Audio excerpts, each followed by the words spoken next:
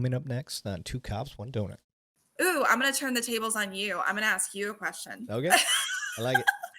So, I just had this conversation with one of my colleagues who is former military.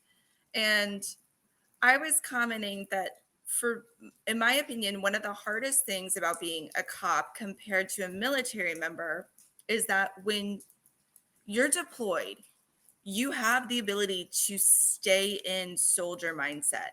Like you get to, and so that's why a lot of people, when they get deployed, and I'm not telling you anything you don't know, but they don't always want to do the phone calls every day to their family because it makes you feel sad and you need to stay in soldier mindset. So like once a week is about all that they can stomach because they've got to preserve themselves, but that deployment lets them remain in soldier mode. Now that does make it so hard to come back and reintegrate once you're stateside, but there's some value to that constancy. Whereas with being a cop, you go to work and then you have to come home and be a civilian. You go to work and then you have to come home and be a civilian.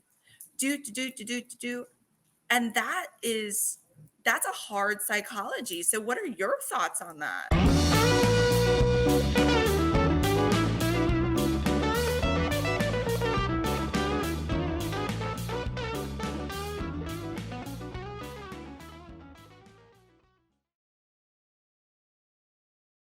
All right, welcome back to Cops One Donut. I am your host, Eric Levine, and today I got my special guest all the way from Florida, Dr. Brandy Benson. How are you, ma'am? I am loving life. How are you? I'm glad you're loving life because you guys have been hammered by some storms. So how's that been going for you? Luckily, I mean, unfortunately for all those poor people that were affected, my house was in Pinellas County and it was supposed to be hit by Ian. Missed it at the very last minute. So now we're just enjoying a little bit of a cold spurt. Okay. Like 70 degrees of a cold spurt, but like I'll take it. Nice. I'm going to flip us around here because I hate when your name is under my face. So there we go. Now we look better. Yeah. That makes more Really sense. good looking Brandy, right? Yeah. Yeah. Brandy has a beard. You can't judge that today, though. That's Definitely start that rumor in the community and see how far that goes. So for those listening, today's episode is going to be psychology, police, first responders. We're going to kind of go down that theme, mental health. We're going to hit all those topics. It's definitely the most requested I get. I guess even with all the mental health episodes I've done, which has been several, even some unintended. We were going to talk about an officer involved shooting, and I guess I should have known that it would lead into mental health. Obviously, where one of my actual buddy's coworkers, he legitimately had an episode on my episode, like he's telling his story, and it was years ago. He was an officer. He's a sergeant now. And while he's telling his story, I always ask beforehand, are you good telling it? Everything's, yeah, I'm past it. And he has another breakdown while he's telling his story. Oh my God, what a testimony to be able to share that with all these strangers. And then also too, for him to be a sergeant now, just to like reinforce that PTSD, you're not broken from it. Yep. You can continue to recover and heal, but it's a process. Yeah, it was emotional. He had me tearing up, and I'm like, afterwards he's like, you sure we should put that out there? He's like, you think it'll help? I goes, dude, if we help one person, that's kind of the thing we always say at my department anyway. If you help one person, it's worth it. So I was like, I think you're gonna help a lot of people, and it is one of my most popular episodes that I've got. Awesome. So I've said this several times on my podcast, but it's always fun to share. I had two officers. One was in a leadership position, like a lieutenant out in D.C., Capitol Police, and then I had another officer, like a sergeant, in the state of Washington, so all the way across the nation. One said he shared it with his roll call because he thought it was such a good episode for him to listen to, and then another one shared it, or it gave him the courage to get on medications because the stigma behind it and everything. And then when he heard Anderson talk about it and say it's okay to not be okay, he's like, I'm on medications and I'm loving life. Like, I'm much better for it. So that was cool. Awesome. Yeah, it was real cool. But let's get in to your background. So I like to do my little humanizing portion first. I want people to fall in love with you, hate you, whatever they want to do, but I want them to know your background a little bit. So where are you from, and what carved your path into becoming a psychologist? Okay. I'm born and raised St. Petersburg, Florida. So I'm a native. We're going extinct. Um, You're all New I Yorkers actually now. I know they're running us out. We're like we're like elephants. We're going extinct. But um I actually have no law enforcement in my family. Military was like way back, like people I don't even have, connections or relationships with. So how I got into psychology, I was just always that annoying kid that was fascinated with the why. And I mean, much to my parents' dismay, I just would ask the why all the time. And people have always been so fascinating to me and why they do what they do. But I definitely come from blue collar, salt of the earth people, not college educated, nothing like that. So I really connect with people that are just so hands on and like hard workers and just tons of endurance to just go, go, go, go, go. So when I went into psychology, much to my dad's dismay, because he thought I was never, I mean, it was equitable to like my cousin's art degree. Like he thought I wasn't going to do shit in life. But little did he know, I finally won him over when I was working with police departments still as a student. And one of my departments down south, it was actually Pembroke Pines Police Department. One of the sergeants invited me to come to the shooting range. My dad was in town visiting me. I asked, can I bring my pops? And from then on out, my dad totally invested in my career, thought it was the coolest thing ever. Because he got to see all the gnarly stuff that I got to do. But that's how I got into it. I actually originally wanted to work with the bad guys. Deviant behavior was so fascinating. I did do a couple tours of duty in federal prison with the inmates, and I really, I so missed working with my cops. That's what I loved the most. Um, the mind of a cop is just so much more fascinating to me. And I could talk your ear off about the comparison between inmates and cops. Um, but it was just significantly more rewarding too. So that's how I got back into the field. Okay. And you went to school, did all that in Florida. Yes. Okay. I was a USF undergrad and then Nova Southeastern for graduate school. Okay. My brother-in-law, he is a homicide detective in Clearwater, Florida. Yeah. Ooh. So, actually, I should take that back. He just retired. I forgot. He just retired. Okay. But yeah, he was a homicide detective in Clearwater, and then now he does real estate. Go figure. So, It's a good retirement job. yeah. Yeah, so he's out there. He's like, dude, Florida's easy pickings. They keep coming. They get hit by a hurricane. It makes a bunch Yeah. of people move, and then a whole new batch comes in. I was like, Yeah. job, We're just constantly clearing out the old. yep, So job security. Yeah, the retirees that go down there to die, they're gone, and then that's so mean. yeah, so it seems Uh, like that's your brother-in-law? yeah, He chose some good job security. Yep, he did. yeah, for sure. That's what I said. Between the military bases down there, having people constantly come in and out, the retirees, on the final phase of their chapter of their book, and then the hurricanes. I mean, it always, people are very strong-willed until they go through that first big storm, and then they're like, Oh, yeah. yeah, no, the same for me. I'm gonna go back to the Midwest or wherever they came from. Oh, yeah. Oh, yeah, and plus the news hypes it up. Actually, this past one, it's funny, I was watching the news and we were supposed to be hit by Ian and it moved last minute, but as we're watching the news is saying where they're standing and I look in the background and I'm like, that's not where they're at. Like I can actually see that they were filming footage elsewhere. Right. I'm just like, Yeah. wow. Well, we're safe here, but let's say it's right. Yeah. I Yeah. was like, oh God. And I was right there. Like we stayed at home because we never ended up evacuating, but so Yeah. we were just watching it roll by. I don't think I want to deal with a hurricane. I don't. You know, the closest they've hit to us is Houston, and we'll get Yeah. some residual rain. But man, I don't think I got the stomach for it It's actually not as bad as you think it is. I mean, it's just a little water. until it's not.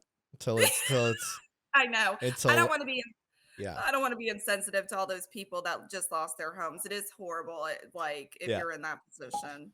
yeah that and the thing that scares me is like it's not the hurricane so much as the tornadoes that kind of spawn off of them. Yeah. That's Yeah. what makes me nervous. I don't. You would think, oh, he lives in Texas, he'd be used to tornadoes. Nope. I'm from Michigan originally. Like we do get tornadoes up there, but everybody has basements. In Texas, they don't have basements here. So what do you do? Yeah, exactly. What do you do? That's why I'm scared. I, I'm like throwing my kids in a closet. I got like 14 ballistic vests here, and I'm like putting vests on top of my kids. They're traumatized now. I realize I created traumatic experiences for my kids because we got Yeah. tornadoes coming, and I'm like, put this on. And then I've got like military helmets. I'm like, put this on, like, and I'm shoving them in a closet. And they're like, where are you gonna go? Daddy's gonna go down to this other closet by himself, So you guys are covered, and hopefully in the best room in the house, in the middle of the house. And it just scares the Oh shit my out of me. I god. know. And I luckily, Oh my god, I've never been the only other, like, major weather event was I used to have to work up in Minnesota quite a bit, and they had the freeze where the oh mayor yeah. or governor said, "Don't walk outside, your eyeballs will freeze." Well, I'm from Florida, so if you tell and I'm just one of those people, if you tell me not to do something, I'm like, "Well, now we must." Right. Yeah. So, I never understood what 0 degrees felt like. It hurts. Right? Like, a Florida girl doesn't know what negative weather feels like, Yeah. right? We have hot and hotter. So, I have to go outside to feel it, and sure as shit, it was Yep. I mean, colder than anything I've Yeah. ever felt in my life. So I was stationed in Montana. So the military, like, they're like, oh, he's from Michigan. Not let's let him see Montana. the world. Let's just basically stick him in, a more extreme version of what he came from. So uh I go to Montana and it out on the prairies, the wind gets so strong, like 100 mile an hour. And it was negative 72 at one point. Oh my god. Yeah. Imagine What? that. I didn't even know it was You can't possible on the earth. I didn't know that was possible. Yeah, you can't Yeah. even tell the difference. Like, I'm assuming -72 compared to, like, -30, like, there's Yeah. no discriminating difference between the 2. The biggest difference was if you breathed in without something covering your face, it physically hurt. Like it hurt. But of course Oh, you don't notice because you're trying not to get knocked over by the wind. So now, obviously we're talking wind chill factor. So the stagnant weather itself wouldn't have been negative 72, but it was fucking cold. God. Yeah. Holy crap. Yeah. All right, well, I'll take my little Minnesota little Yeah. Yeah. experience. It's that's why I came down south. I don't want no more snow or cold. So I don't blame you. now if it's a below 72, I start to get chilly and I have a hoodie on. I was gonna say, if you ever need to move to Florida and get even farther south, you at least know somebody to sell you a house. Yes, that's very true. I got a high school buddy that also moved there as a realtor. He's yeah, it's the hot item in Florida. Yeah, there's more realtors than anybody else. Yes. All right. So let's get into the meat and potatoes of this. So you're working with cops, you transition into that. Now you're Mhm. working as a department psychologist. How is it how'd you get into the realm? So, actually, I'm not a department psychologist. I'm actually not employed by any department. I contract. So I'll try and give you the shortest version because I think the details probably get boring. But I started my private practice just out in the community, taking insurance, like what you would classically think of as a psychologist. But I worked exclusively with cops and first responders of the whole, cops being my primary base. Um, Over time, I had formed so many good relationships with departments that, my clients were going in and really vouching for my services that they had secured privately, that started meeting with chiefs and all of that, who, by the way, I had worked with before as a student. Like I would go in and I'd do volunteer PTSD trainings or hostage negotiation trainings, all that. So I'd actually formed a pretty good working relationship with departments. Um, but it wasn't until I moved back to Pinellas County. So I was in South Florida where I graduated from school, restarted my business. I got divorced, so I got my training wheels off, right? And I was like, "Man, I'm gonna go back home."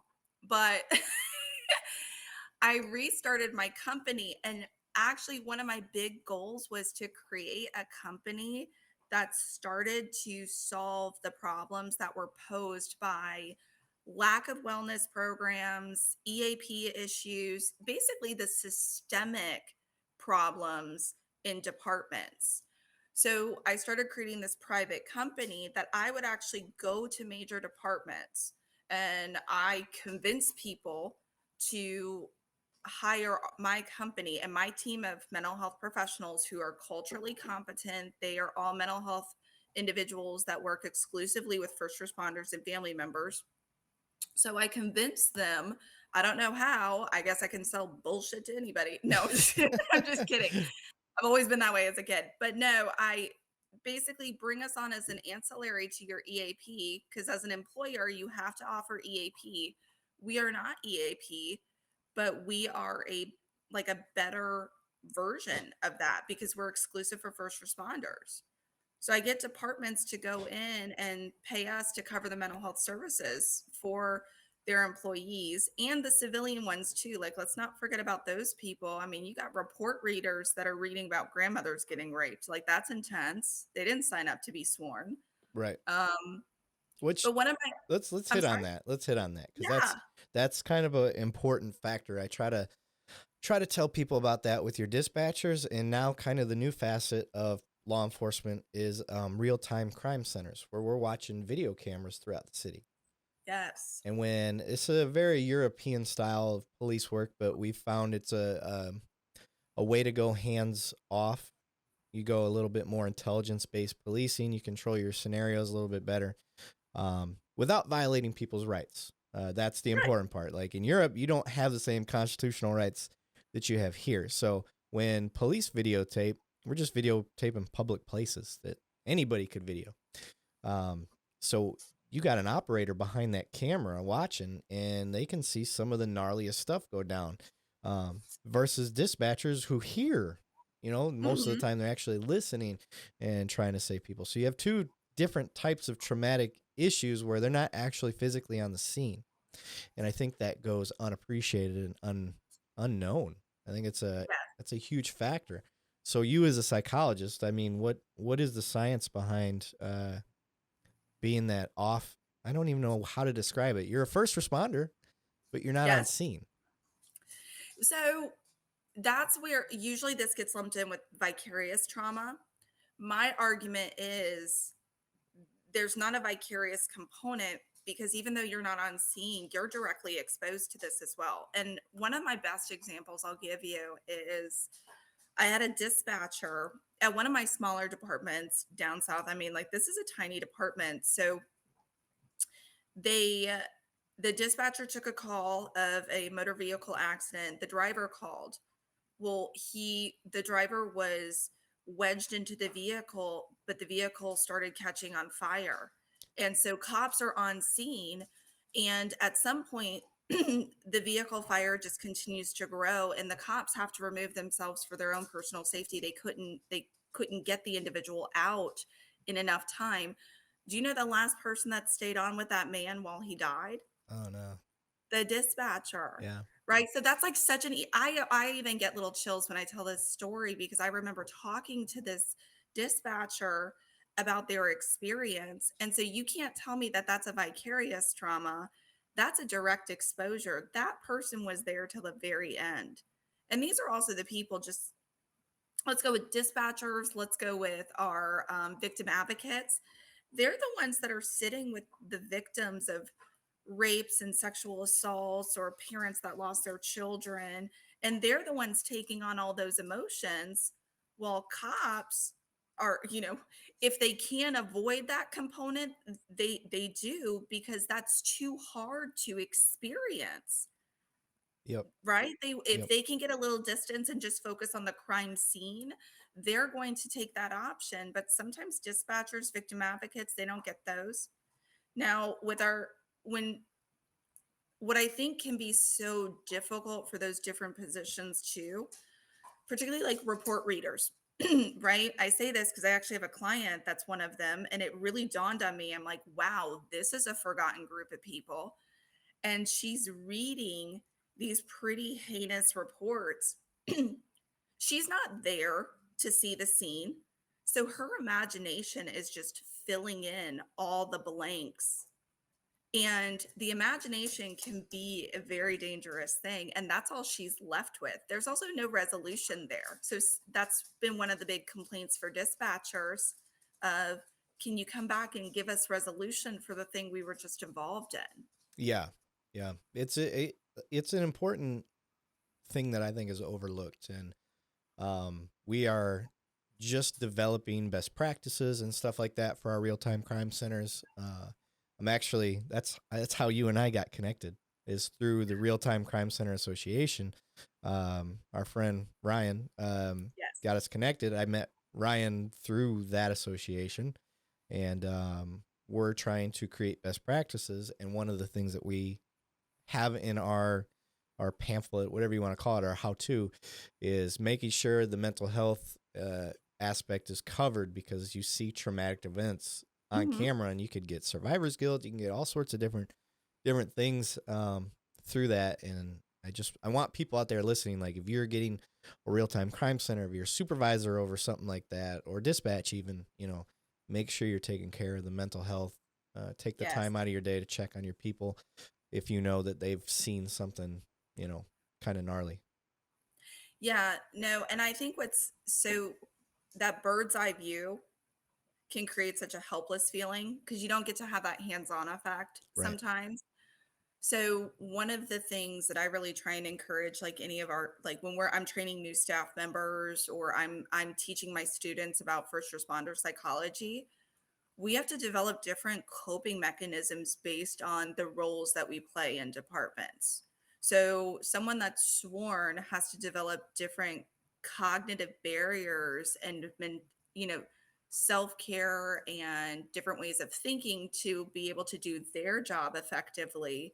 But that same process doesn't always apply to, like, let's say our dispatch or our real crime, you know, watchers and all of that, or even the social workers that are now working in police departments too. Yeah. Um, all right. So let's say a first responder. I want to help a cop or a firefighter or whoever understand the process, because the biggest thing that stops cops from doing things, or a lot of people, is just the unknown. Let's Mhm. say they get signed up with you. What can they expect from, the moment they make contact with you to the first time they're in a session, to what's the ultimate goal? Oh, so you're kind of describing like what does like the therapy process even look like, right? Yes. Okay. Um, I love to, like, I say this kind of as a joke, but it's also a real statement. Your first session sometimes feels like an awkward first date, Okay. like kind of exciting, but you don't know what to talk about, or like where do you put your hands? Yeah. I'm not sure what to do with my hands right now. No, so at least with I can only speak for our office, but so we actually have a 24-hour line. So all of our doctors are managing on call, and that's because if first responder industry is 24 hours, so are we. So from the get-go, someone calls, they get an appointment, and then they come in for the first appointment. And the first appointment is always getting to know you. And it's okay to feel awkward. It's okay to not know what to talk about. It's okay to not want to talk about it too. You're obviously there for a reason. Um, you and I, Eric, were speaking earlier before we even started filming. We were just kind of bullshitting over coffee, but Yeah. for me, there is a lot of stigma that holds people back, right? So we've talked about a lot of the external ones. So I think the external ones are pretty well known. People are scared about their job security, particularly, let's say if someone's having suicidal thoughts, and 1 in 4 cops has suicidal thoughts at some point in their career. I'm going to tell you, we talk about suicidal thoughts every day, all day. It's a really common symptom, but it holds a lot of guilt and shame. So if someone's working with that or sitting with that, they're scared that their gun's going to get taken away, their identity, their livelihood, their ability to care for their family. And that's not true. As a psychologist, I have to operate under legal guidelines. I can't disclose any of that to anybody. There's a lot of protection that goes to your private information that you don't realize, particularly if you're seeing a professional that's outside of a department, right? Okay. So not only do you fear your job security, there's fear of judgment, right? So will other people judge me? And I'm so grateful to see that there is a paradigm shift among departments where we're more open of, yes, it's okay to not be okay, and yes, go get services, but there's still people that do the locker room talk that might call you a pussy if you go talk about your feelings and da da da da da, and that's just someone that doesn't understand and quite frankly is scared of Yeah. what that process is. And then the other stigma that I really like to reflect on more than anything is sometimes it's not about the external bullshit, it's about the internal process. As a helper, as a problem solver, as someone that's used to be able, a high tolerance for misery. If you just keep going stronger and longer and faster, if you keep going at it, eventually you'll solve this problem. But sometimes that's not true. If someone's struggling with post traumatic stress injury, or someone's struggling with depression or a relationship that's falling apart, and you really don't know why you keep getting in your own way, sometimes it's bringing in an external source that can be so helpful. For me, I am your equal, right? You come to me as a cop, you and I are on the same exact level, and we are there having a conversation. And that's usually how our first sessions go is I am having a conversation, but it is all about you, and you're telling me what you're working with. And I'm not there because I can solve your problems, and I'm not there because I'm like the all knowing Oz. I'm there because the likelihood is I can give you a different perspective on the same shit you've been working with for a long time. And maybe that perspective is enough to flip your mindset that, like, now you can solve your problem. Now you got this. Right. Yeah. The Therapy, perspective part of it is a big. I've always found it to be a big help because you'll get down on yourself, especially in the job, and you tell your buddy, your sergeant, or whatever. Well, look at it this way. And you're like, oh yeah, okay, and then that's all it took. Something simple, and yeah. you're right. Like, to me, what I have found is cops are no dummies. I mean, there's a few special people out there, and I'm sure Yeah. we can all think of those people, but cops are no dummies. And even in the most symptomatic state, even when you feel like you are at your lowest and your worst, you have within you what you need to crawl out of that hole. Problem is, you just lost sight of what tools and resources you actually have.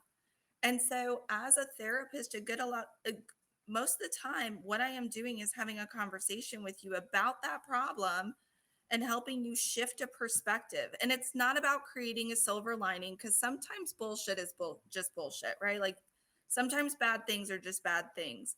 But how do we learn how to accept bad things? How do we learn to accept it's okay to have an emotional experience because that makes you human versus judging yourself because, oh, that call actually really bothered you. Well, you know why? Because it really sucked.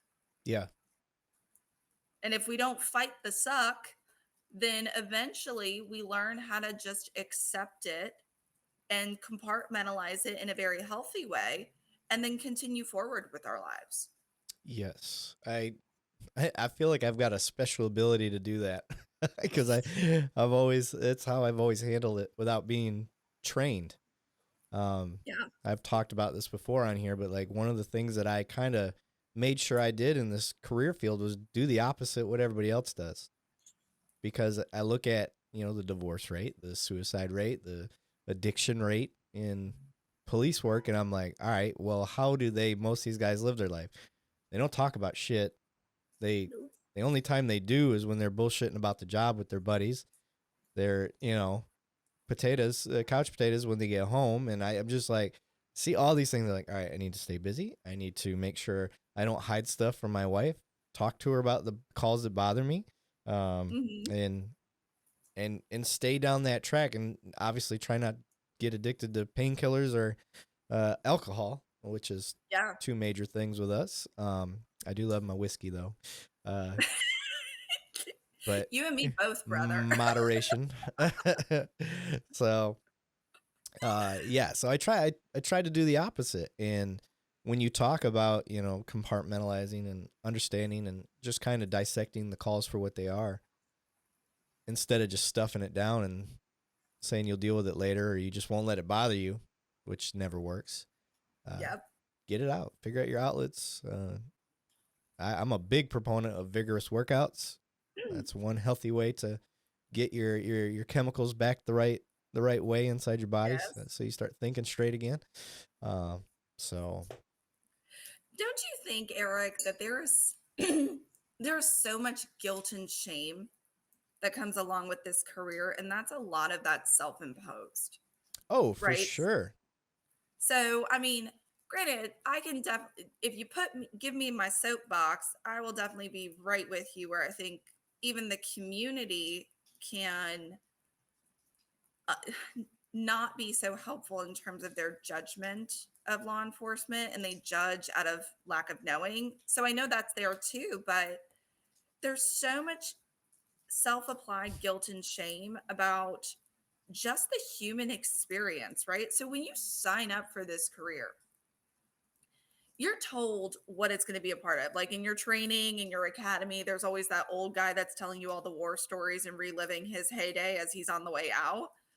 And so, you're going to see dead bodies, you're going to see dead babies and all of that. But no one ever talks to you about how over time that changes for you, right? So, like early in your career, there's a lot of people that can actually do the PEDS deaths. But then the moment they become a parent, oop, done. It now affects them in a totally different way. Yeah. So, where are our more seniored officers? Where are our people with more years on speaking compassionately to the generation coming in and saying, not about war stories and like suck it up, buttercup, or put some dirt on it? Where is someone actually saying that normalized experience, like how you were talking about being honest about that, of saying, yeah, when you become a parent, those kid calls affect you. And that's because you're now a parent. You now get it. You now connect with that. What do you do with that? Do you deny that it affected you, or do you accept that it affected you because you're a parent? And what is there to judge about that? Absolutely nothing. That's some gnarly shit. It doesn't mean you can't do your job. It just means you need a second to take a water break, to hunker down your resources, rebuild your resiliency, and understand what you just witnessed so that you can continue doing the thing that you signed up to do. Yeah, that's where good supervisors come in, because they're going to be there, after the fact, but knowing full well what you just saw, and hopefully they have the experience to deal with it and give perspective and let them know, like, hey, I got kids too. I understand these calls can be rough.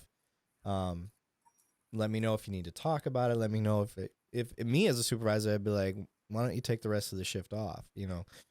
One of the things that we don't talk about is the accumulative trauma that we are exposed to. And everybody's like, well, that's what you signed up for. Well, no, I signed up to help people, Yes. but we never talk about how the stuff we see sits with us, and how to deal with that, a healthy way. Shit, we didn't know much about PTSD until we started the war on terrorism, like, and think of how much we've learned in the past 22 years over that. We're still in the infancy, I think, of really sorting out PTSD, PTSI, PTS, whatever you want to call it now. They keep changing the name. The alphabet soup, Yeah, but it's all meaningful changes. Yeah. yeah, and I think that, I like the term PTI, post traumatic injury. Hmm. And that makes more sense to me because it's not a disability necessarily, or you know, disorder, whatever you want to call it. It's your brain. You tell me, your brain, does it physically change because of Yes. the trauma? I that's what I heard, but I'm not an Yes. expert, so I don't want to Yeah. speak on it. No, I mean, certainly I even know too there are significantly more expert people in the neurostructural changes of trauma than myself. But we operate, when I say we, it would be myself, my team, all of that, most of the colleagues around me. We operate from a post traumatic stress injury model as well. So I agree with you. PTSI is where we come from. And the idea of PTSI is if you incur an injury, some injuries take longer to heal than others. Some injuries have far more pain than others. Some injuries need different forms of treatment than others. And then some injuries do come with long term consequences, and others heal and you go right back to where you were, your starting point, right? Yeah, So the idea is PTSD as a disorder. Now, granted, in my field, we use the medical nomenclature as within us, but I think with lay people, they hear disorder and assume it's a disability. And that's not true. You, people can have long, healthy lives despite the fact that they've gone through traumatic experience and that they've responded to traumatic experiences because they've had those neurostructural changes from it. But it doesn't mean that they can't be good parents and have healthy relationships, and quite frankly that they can continue in their careers if we give them the right resources to help treat those injuries and get to a healthier place.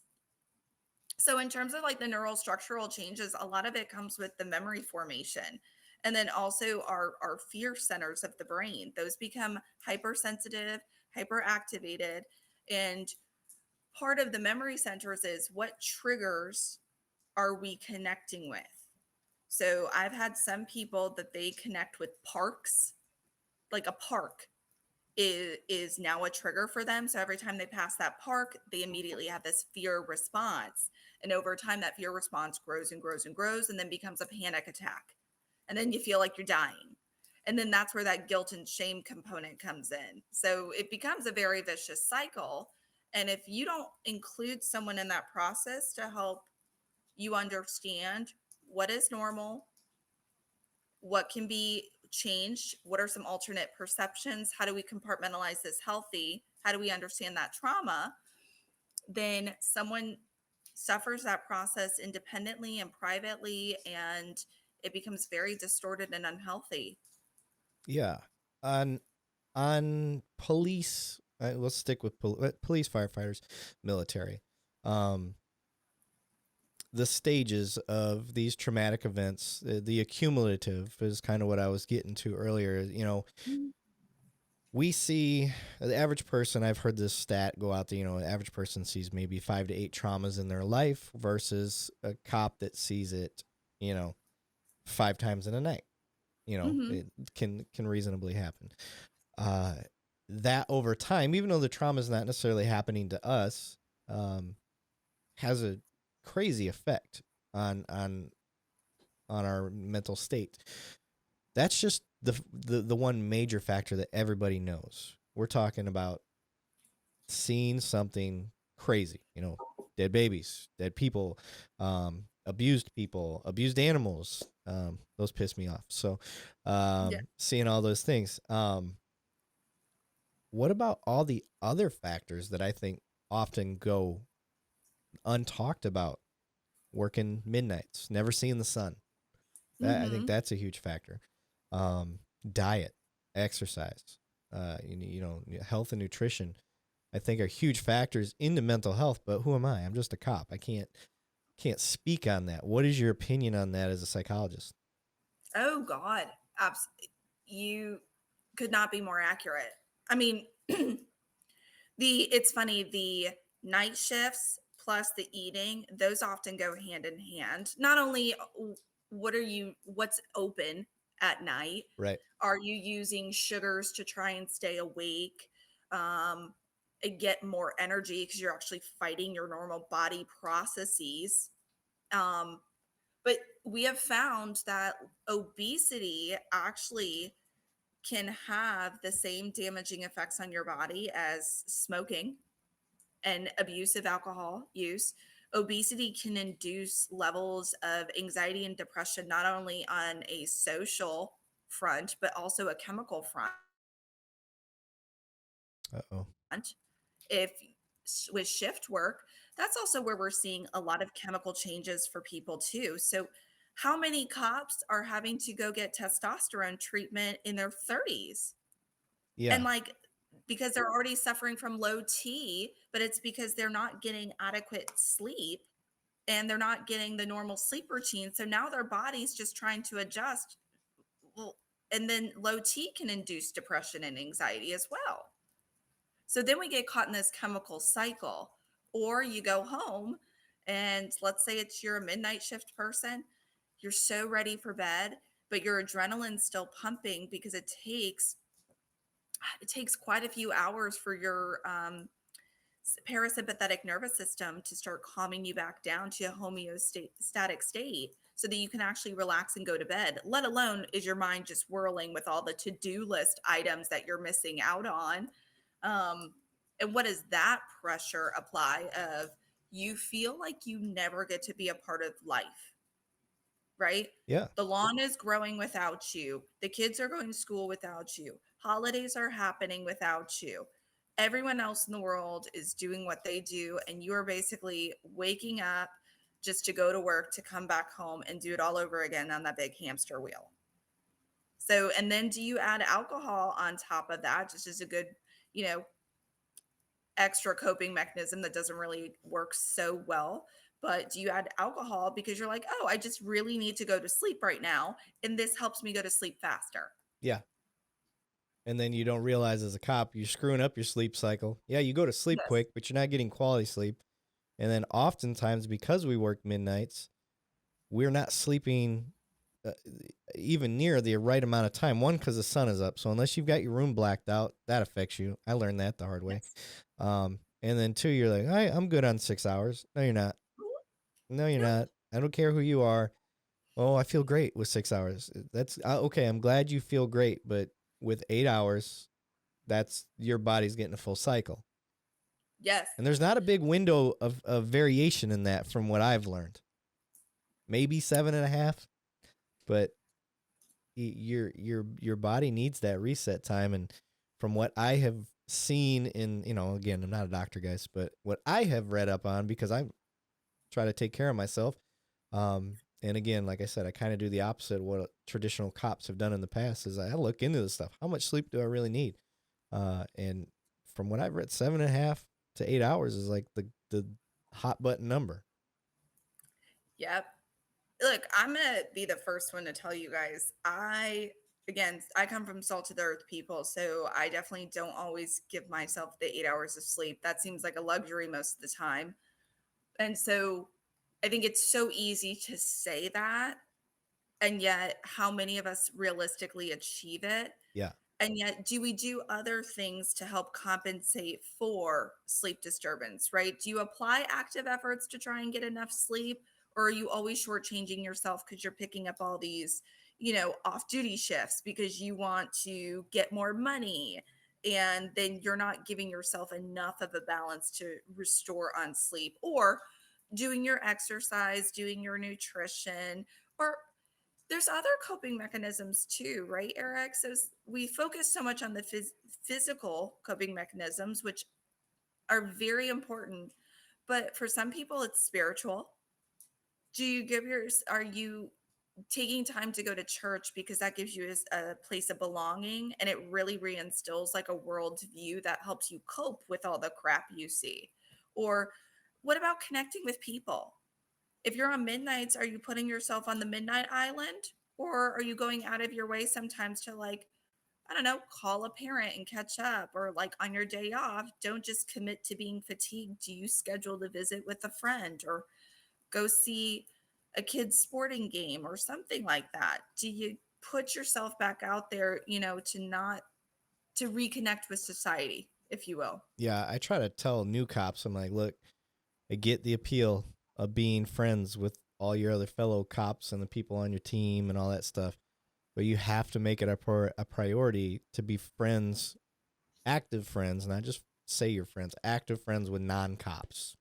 Agreed. I think it's important because one, me personally, I just get like, I don't want to talk about work. When I'm off, I'm like, okay, if you got a funny war story, we call them war stories, but if you got a funny Yeah. one and we're just sitting there bullshitting or whatever, I get it. But I don't want to talk about that shit all night. I, I don't. I hate Ag- that. And I try to tell Agreed. cops, I'm like, man, get outside of that fishbowl because you will get wrapped up in it quick. And that goes behind the psychology of things. And then what do you end up doing? You end up surrounding yourself on social media with nothing but like-minded people. You get wrapped up into the, what I call the police starter kit, where you got the Punisher sticker on your truck, you're wearing the Oakley gas can glasses, you look like a cop, you talk like it's the whole starter kit for police work. And why? Because you've surrounded yourself in this fishbowl. You've become wrapped in the police culture so tight that you can't see past it. And how do you improve? How are you supposed to improve with the community? Because you're losing touch with the community when all you do is surround yourself with law enforcement. So I Agreed. heavily push to make friends with people that are not cops. It'll keep you grounded, if anything. If you're law enforcement, stop and listen to me right now. If you're a police department that does not have an LPR system, Insight is offering the first 10 agencies, that means one agency apiece, gets one camera for free. You have to tell them that Two Cops, One Donut sent you. You heard me right. If you're a police agency that does not have an LPR system yet, or does have an LPR system, and you're not happy with the product you have, Insight is offering you a free camera. No strings attached, and they will install it. I have 10 to give out. Tell them Two Cops, One Donut sent you, or reach out to me, and I will get you in contact. If you're a business owner or an HOA, please stop and listen to me right now. If you're just listening to the audio, do yourself a favor and watch the YouTube version of this episode to get a visual of what I'm about to tell you. I want to tell you guys about Insight LPR. It's a license plate reader. If your agency, community, or business is looking to invest in LPR to help solve and deter crime or to make your community safer, Insight LPR has my vote of confidence. I've met with their team. They know their LPRs, guys. They're the real deal. They bring over 75 years of collective experience to building LPR cameras and the software that supports communities across the country. The other thing I really like about this team is how much they listen to law enforcement. They understand the importance of working together with law enforcement and getting their input as they build and innovate products and their service to match the needs of law enforcement. In other words, when I complain or have suggestions to make their damn camera better, they actually do it. The Insight LPR team is extremely passionate and takes pride in their product development, which makes their cameras some of the most durable cameras in the market. For the gear nerds out there, what that means is this stuff's made of military grade aluminum and is nitrogen purged, whatever that means. This design makes the cameras rugged and able to withstand harsh weather elements. Here's the big selling point for me. Their nighttime scan accuracy is higher than most of the leading competitors. In my opinion, this is what sets them apart. As we know, the majority of crimes occur at night, so it's critical to have high scan accuracy at night. Insight's cameras check the box with the nighttime plate read accuracy greater than 96%. 96%, guys. That's pretty freaking high. If your community is looking to invest in LPR technology, reach out to one of their experts today, or reach out to me. Tell them Two Cops, One Donut sent you. You know what? I think it keeps you human, Yeah. right? Because you put on the uniform and that's protective, right? I'm the first one to say, like, embrace the identity that the uniform gives you when you're at work, because that is a protective mechanism. Yeah. Like, that is important. Don't forget you're a human there. Don't forget to have compassion. Don't forget to be, normalize yourself and your own reactions, but embrace the suit of armor that and the identity that comes with that uniform. But when you get out of work, don't, like, people that say the phrase, I hate people. I'm like, you're not trying hard enough. You're like, yeah, not everybody is horrible. There's a lot of horrible people out there, but there are some good ones too.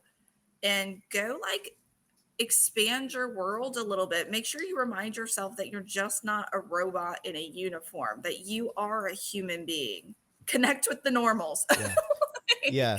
Yeah. I mean, if you hear cops saying that, like, it aggravates me. I'm like, you hate people. And yet you You're, serve them. you're in the worst fucking position you could be in, because guess who you have to deal with all the time is people. Yes. So I don't buy that. I think most say that just to show off. I don't know how to say it. And then the rest of them are saying that because, like you said, they're not trying. They're burned out, and Yeah. they need to take some time off, reevaluate, reassess their life ambition, I guess. Because You know, this job isn't always for you. It doesn't have to be you the whole time. And if you reach that point where maybe it's time to look at something else. you say that, and I totally agree with you because I always talk about no one goes over the expiration date, right? Everyone has a different expiration date because you're different than everybody else internally. What your life throws you is going to be different than everyone else. So you never know what circumstances are going to come in your path. And quite frankly, you don't know what kind of career you're going to get. It's a luck of the draw. Some people go their entire careers never even drawing their gun. And then other people are just the shit magnets that get everything thrown at them. So all those factors combined, it is okay to get to the point where you're just ready to be done. That's not giving up. That's not a failure. That's just a tour of duty. That's a time of service. Right? That's why I love with the military we do more of like contracting and then you have renewals. Yeah. And I tell people don't get caught in the pension trap. That's the worst thing you can do to yourself is that pension trap. I know it's alluring, but diversify yourself. That's where this new generation is doing a pretty good job of bringing in other skill sets and adding to their repertoire, like how you're doing this podcast. At the end of the day, they're diversifying their skill set. So if they ever say, look, I've done my time of service, but I'm ready to be done, I'm ready to move on to my next chapter, they can. Yeah. Yep. And Absolutely. that's a part of the academy. I wish we definitely want to instill that like loyalty and that commitment to your service in your time. But let's also not pigeonhole people. Let's not overly focus on the pension. Like, give yourself opportunity to recognize it's okay when you are done. You've reached your expiration because it's your expiration. It's not anybody else's. Yeah. If I could get paid to do this the way I get paid as a cop, it would be a very strong draw for me to finish out my career. But at the same time, I think it's the only thing that gives me some credibility in what I do. It's one thing to be prior law enforcement and do this, but it's Yeah. another thing to be a current law enforcement member, a current military member, and do this. I think it adds a level of connectivity with people out there that like to listen to this type of stuff anyway. Just like having an active psychologist versus, I got this retired psychologist that hasn't been in the game, in years. It could be a good episode, but I think the credibility behind having active people doing the stuff today adds to it and Agreed. lifts it up a little bit better. So, for Agreed. people that have asked me, they're like, what are you going to do if your sponsors get out of control and you don't have to work anymore? Like, I think I'm always going to have to work. If I want it to connect with people the way I envision, I'm always going to have to do this job. But I like to tell cops, man, this is a career. It is a way of life in a way, but it's not you. It's just a chapter of your book. So don't get so wrapped up that this has to be the ending to your story. This is you will find something else if this, like you said, if you reach a tour of service. Yeah. I got out of active duty military and I never looked back. I was very happy to get out of that. because you basically signing a lot of freedom away. Yeah. But I think that's how there's a number of cops that feel that way. And that's sad that they've gotten into that place too, because it's not the same. Like since you've had the two experiences, it's not signing away your freedom. But don't you think, ooh, I'm gonna turn the tables on you. I'm gonna ask you a question. Okay, I like it. So I just had this conversation with one of my colleagues who is former military. And I was commenting that in my opinion, one of the hardest things about being a cop compared to a military member is that when you're deployed, you have the ability to stay in soldier mindset. Like you get to, and so that's why a lot of people, when they get deployed, and I'm not telling you anything you don't know, but they don't always want to do the phone calls every day to their family because it makes you feel sad and you need to stay in soldier mindset. So like once a week is about all that they can stomach because they've got to preserve themselves, but that deployment lets them remain in soldier mode. Now that does make it so hard to come back and reintegrate once you're stateside, but there's some value to that constancy, whereas with being a cop, you go to work and then you have to come home and be a civilian. You go to work and then you have to come home and be a civilian. Do. And that's a hard psychology. So what are your thoughts on that? Yeah, and if you're single, it's easier. And that's my opinion. And I've never done it single, so I'm kind of Ah, talking out of my ass a little bit. But from what I've witnessed, it's easier because you don't have to make the preparations, have the discussions, and this goes in again to a healthy relationship and keeping your mental state correct. My wife and I, we've grown up together. We had that benefit. We've known each other since we were 5, um, and through that, we've had the conversations with family members before I ever even got into the career. Like, expect nights where I can't call. Expect nights where um, I'm gonna have to hang up the phone right away. Like, no questions asked. I just gotta go, and you're gonna have to deal with that. You're gonna have to deal with going to holidays by yourself. You're gonna have to deal with this kind of isolated life, where you're constantly explaining to the other family, to your family, that yeah, my husband does exist, but this is just our life right now because he's working midnights or whatever it is. Um, that goes into what you're talking about when it's bringing home that civilian side. Um, if you have those conversations up front and everybody's a willing participant, it's easier. But it's when you didn't have those conversations and you're learning it on the fly, that's where the problems come in. Because then yeah, you're not gonna call that one time, and then it's gonna cause an argument because you didn't have the conversations and you didn't have any realistic expectations going into it, and then everything starts to fall apart. So I think it's important for academies to have these courses prior to becoming a cop. And you need to have that realistic self reflection if this is something you and your family can get through. We do not educate the family portion enough. So if you're no, married or you got a significant other, whatever it is, and you're jumping into the career field, the very first thing you need to start understanding is the dynamics of what your life will be like. And if your spouse isn't on board, your significant other isn't on board, it ain't going to work very well.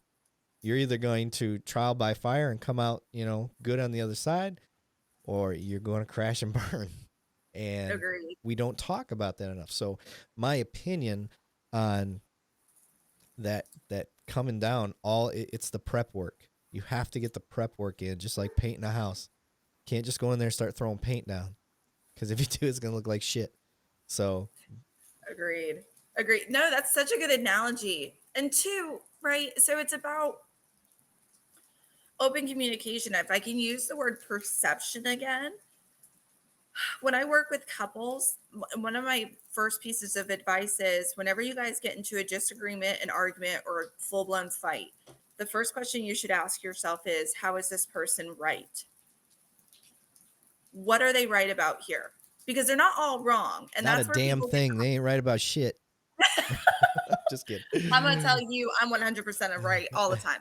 But no, seriously, we get caught in our own defensiveness and like wanting to say, like, well, this is wrong. And then that's what promotes those scarier feelings of, like, for my cops, they just will never understand. That's not true. They might understand. They might not understand the same way you do, but they won't not ever understand. And then they start to feel like they're on an island. And then that's where we get some of our like not so great behaviors, like seeking out other people's company. Yeah. And because you might be seeking out company from a partner or someone in the department because they do get it. And so now you have that connection, but it's all about perception, right? So I ask people, when you guys are arguing, what's the other person right about? Once you can establish what they're right about and you can examine that, then you can add in the other stuff and help them understand where they kind of missed what you were putting out there. So, like you said, if you missed one phone call and they were used to that, do you hold on patience? Do you hear, hey, this person was actually worried and scared, and this is their only time to really connect with you? So, a missed phone call means a lot to them. And so maybe their delivery was not so great. That could be true. But could you hear that that missed phone call is not about trying to control you or make you the bad guy? They're saying, I need those phone calls to connect with you. And can you then help them understand what your night was like? Maybe you actually took a bad call and you just need a second to be quiet. Maybe it was just such a busy night that you kind of just wanted to park it under a tree and just like breathe for a second, or you needed to decompress with your squad and just shoot the shit for a little bit because that helped you kind of forget about what you just did. Yeah. And so, yeah, you didn't really have time to do a phone call, not because they didn't matter, but because you had to do some other things so you could keep doing your shift and go home okay. Yes. Yeah. It's I see a lot of younger officers, and I don't mean young as in age, I just mean young as in the career field. And I see the struggles some of them go through because the prep work wasn't, it was a perspective that they haven't been given.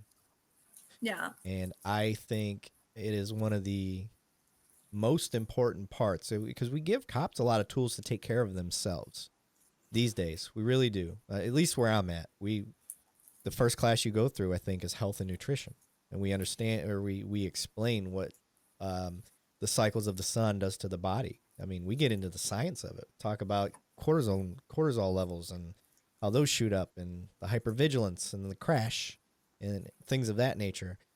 So they get a lot of tools on how to help themselves, and it's just up to them if they're going to utilize the tools we're giving them. Plus, perspective. I can tell you that shit all day long until you face it. You don't understand. Yeah. You don't get it. You're like, what are you Yeah. talking about? I've worked midnights before. Yeah, you've worked midnights, but not at a hypervigilant state. Not way up Right. here. Not when, you're making your meals every night, but you get home now and you're so crashed out. You only sleep for 6 hours, but then you got to get up and take care of chores. You didn't think to make a lunch. You're like, I'll just buy food when I get there, or you don't have the money. Whatever it is, and now you're buying, you're getting that free meal at 7-Eleven, which is always great nutrition. Little taquitos. Oh man, those buffalo taquitos, don't get me Those started. are so good. Guilty pleasure. I'll eat the shit out of those. And I'm a pretty healthy guy, but yeah, every once in a while you see that thing rolling around. Like, has it been here about 8 hours? All right, it's done just enough time. Let me. If it helps, I totally admit it. I go down that train too. Yeah, like seeing it sit there bake. I'm like, has it been here a while? No, just put them on. I'm like, yeah, you always say that. Whatever. Yeah, sure. Give me one.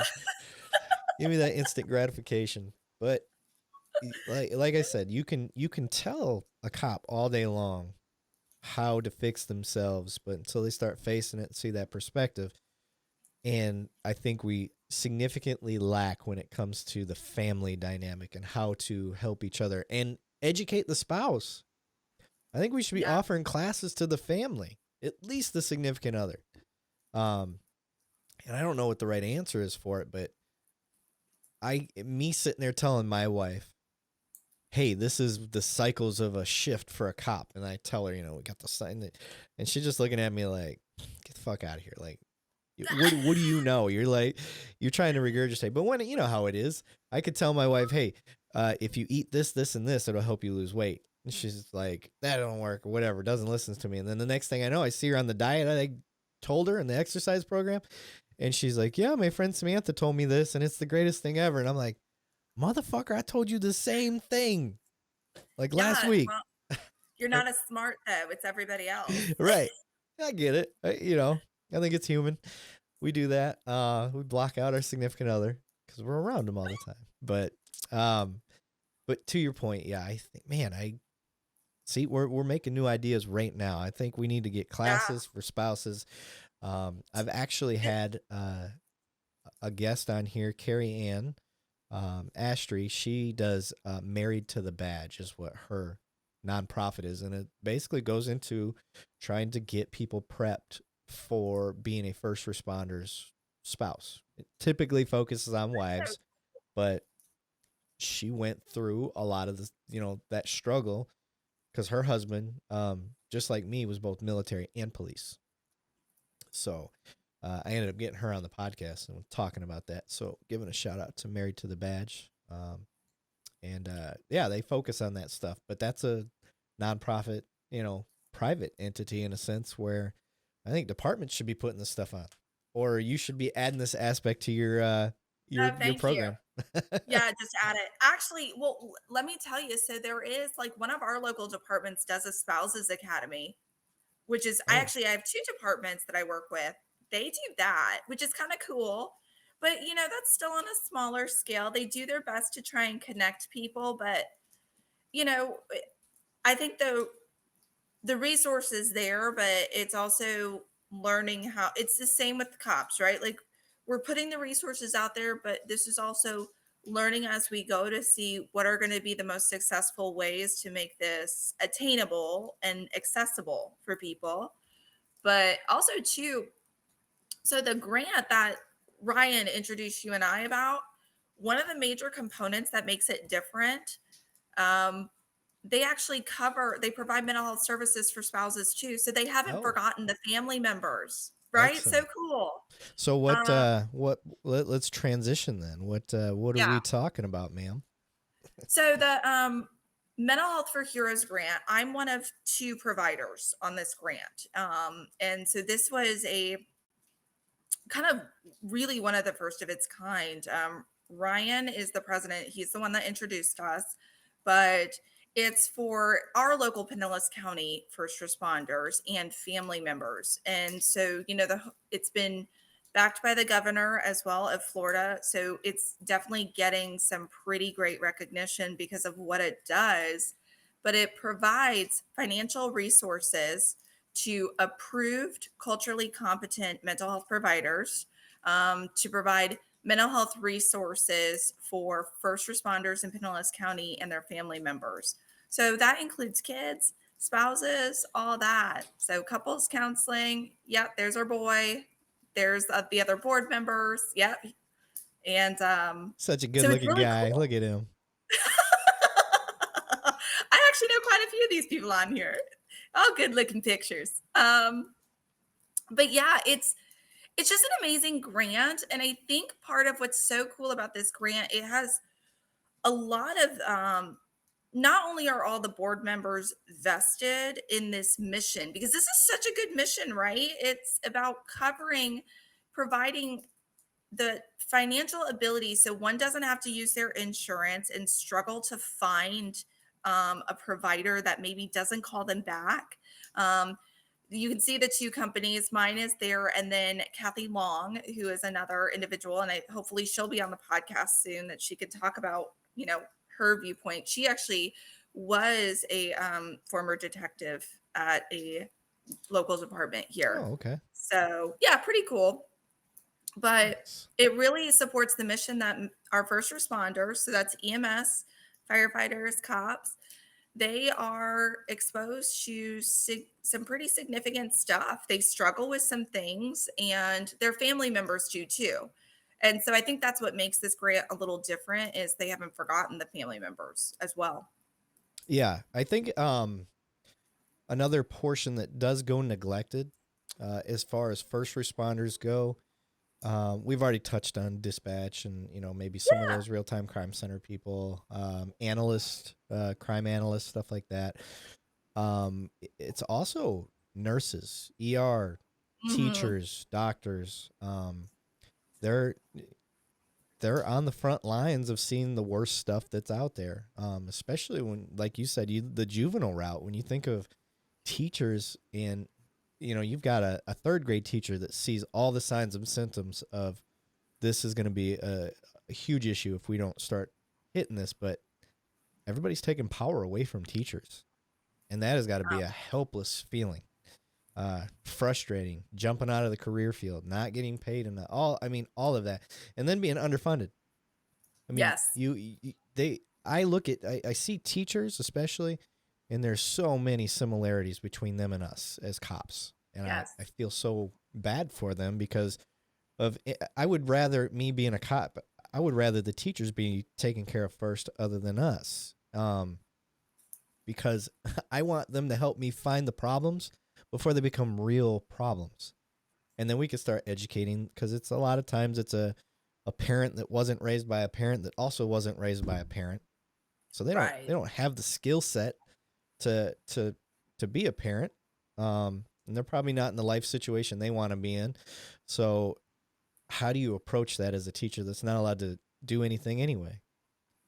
It's a Yeah. rough I think road. This episode of the podcast is brought to you by Impact Tactical. Impact is a tactical outfitter for the men and women of our military, police, fire departments, and other public safety around the country. Impact's core beliefs is that fearless men and women protect our freedom and safety should have access to the best tactical performance apparel, equipment, and tools on the market, and they shouldn't have to go broke to get it. I've used Impact for about 11 years, and I can attest that they do live up to their core values. So you get a personal recommendation from me. You can find them at impacttactical.com. That's MPAK tactical.com. And be sure to tell them that 2 Cops, 1 Donut sent you. that help the theme of perceived helplessness, I think, crosses a lot of industries, right? Particularly service industries where, as you mentioned, teachers, I totally agree with you. My sister-in-law is awesome. She's an elementary school teacher. So I get to hear about those major points that you just described. But that theme of helplessness, but how do we, to me, that's a big focus of like the work that I have to do in my practice is how do I take someone that we still need, that still has to do the job to serve the community, but we also want them to be a healthy, happy individual as well. How do we get them to start working past this oppressive theme of helplessness? That's hard, right? Like that takes quite a bit of a conversation. Um, it's not necessarily a problem to be fixed as much as it's a perspective to be changed. Yeah. Yep. Yeah, it's I like the website. For those listening, I like to make sure I kind of give an audible for people. If you want to visit her website that we're talking about for that nonprofit, it's mhfor heroes.com. mhforheroes.com. So, give you a little plug for that. Thank you. Yeah, and like with anything, as long as Ryan or whoever gives me permission, any charity or nonprofit that I believe in anyway, I'll put it on my website. Not that my website gets a ton of traffic, but I put them on there as sponsors or charities that we support. So Yeah, I do think it's really, from what I heard recently, I haven't had the final conversations. I know there's a board meeting coming up that I think I'm going to get a little more information on, but I think what's really cool too is they're going to be expanding this to account for some veteran presence as well as a part of this grant as well. awesome. So I don't think I included that, but it's because I don't know the specific details, but I did hear that that's somewhat in the works, I think Ryan which, told me the same thing. yeah, and I don't know exactly how it plays out, but I love it. I Yeah. absolutely love it. This is just such a good mission. Yeah, yeah, absolutely. And what's crazy is when Ryan and I were talking, um, because I'll plug my podcast every chance I get now. I was so shy about it when I first started. I hate asking for money. I hate trying to, because it's a first responder in me. I don't like bragging. I don't like you just try to shut up and do your job. Well, more and more people were like, dude, you need to like, this is good. Like, trust us, it's good. Just push it out there. And I'm like, ugh, like I don't want to be listen. You know, I'm the 40-year-old. Listen to my podcast. You know, the typical. You know, there's like 4 million fucking podcasts out there, and I know I hate doing that stuff. And You're then right up there with Barstool. yeah, yes, and then the money. You know, asking for money and stuff like that, super awkward. Like morally and ethically, I'm just like, ooh, like I'm not a business guy. So, but you know, I'm 20 grand in the hole doing this show. Not so much anymore. The sponsorships have really, I'm almost out of the hole, folks. Once I get out of the hole, I just want to break even. That's all I wanted to do. Break even. Cause I put 20 grand into something that I didn't know if it would even work. I And feel like you should give yourself a little more credit. This is awesome. so I hope you give yourself more credit than just breaking even. I appreciate it. So yeah, I'm trying. So now it's a matter of, like I said, getting past yourself, the psychology of things, and realizing that maybe this is bigger than me now in my own ego. To now, I'm sitting down with Ryan. Hey, I got this podcast, man. You should check it out, and telling him about it because I wanted him to be on with his military service, Oh, yeah. and I thought that would be great. And he's such a nice guy. I'm like, I know. I want to spread, the positive side of things, while sprinkling in the seriousness of things. So him, somebody that served, seen the shit. Let's talk about it. Let's get that on there and show other veterans out there. Like once you get done with service, you can still aspire and be higher and do great things, like he's done. That guy, I don't know how he functions. I think I'm busy. That dude is Yeah. busy. He's Yeah. into everything. He has like a battery up his ass or something. I mean, that guy has energy for And he days. knows everybody. I know. I'm at this National Real-Time Crime Center Association Tech Summit. It's our first one we've ever put on. I'm a board member. I'm the communications director. All right? Shameless plug. But I get there and he's introducing me to people. I'm like, I don't know who this is. I don't know who this is. I don't know who this is. And he's like, oh, listen. He's telling me all these people. Oh yeah, you should get to know this guy. He's great. They got this stuff. They got these services. They do this. So, yeah, Ryan's a good guy. I'm gonna get him on here. And even for You this, should. I wasn't sure how he wanted to do this one. I didn't know if he wanted to have him and multiple people on, or if he just wanted just you. I didn't know. So No, when you you were should not jumping just on, take me. when No. you were jumping on, I had no idea if there were gonna be more people or not. Oh, yeah. Yeah. Aren't you lucky? You got stuck with me for a few hours. Sorry. Yeah. So, all right, let's get back on track here. Okay, so where were we at? I got distracted. No, I feel like we've gone down a rabbit hole of couples Oh, and getting yeah, we were talking about getting yeah, couples and stuff educated, doing the prep work. That's what we were talking about. Doing the prep yeah. work. And so you were saying that the Mental Health for Heroes has courses for spouses, and that some of the departments that you've been around have had, on a small factor, some sort of things. And that's good. I think that should spread. Yeah. So it should be a national requirement, in my opinion. And I'm not big on nationalizing police training at all, because I think your training very much needs to revolve around the culture of where you're at. Agreed. What works here in the DFW area of Texas is not going to fly in Philadelphia. It's not going to fly in Sacramento, because the culture is too different. So I think your Agreed. training definitely needs. You can't nationalize police work, but there are certain things that I do think should be standardized across the board.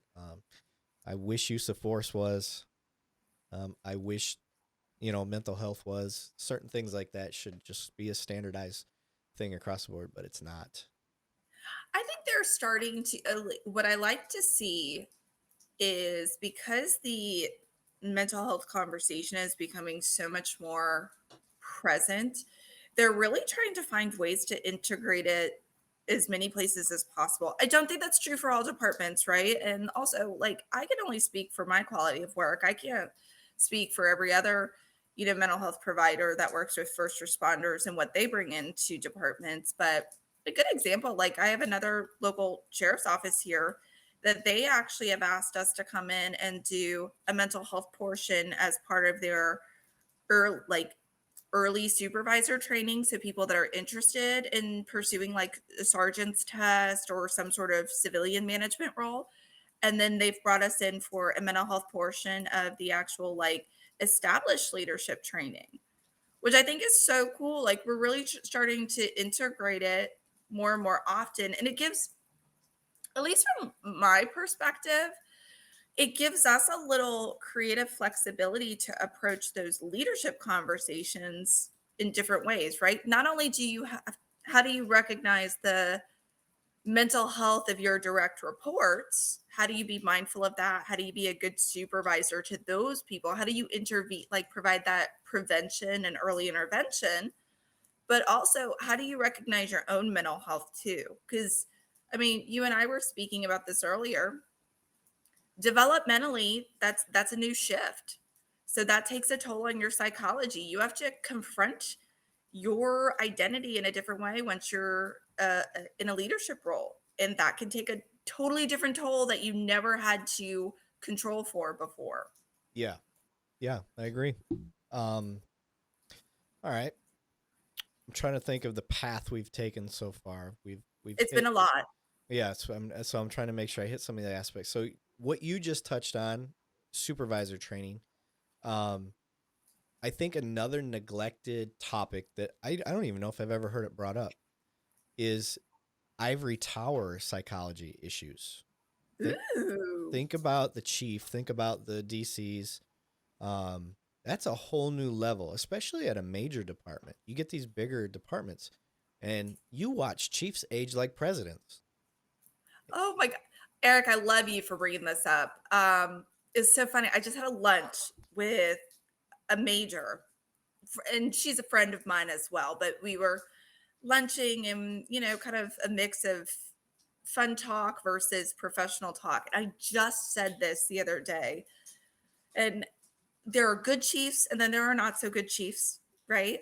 And I talked about how the conversation was going on about sometimes someone gets into like it's not that someone doesn't have leadership qualities and isn't good, but whether or not that role maximizes their potential, right? Right.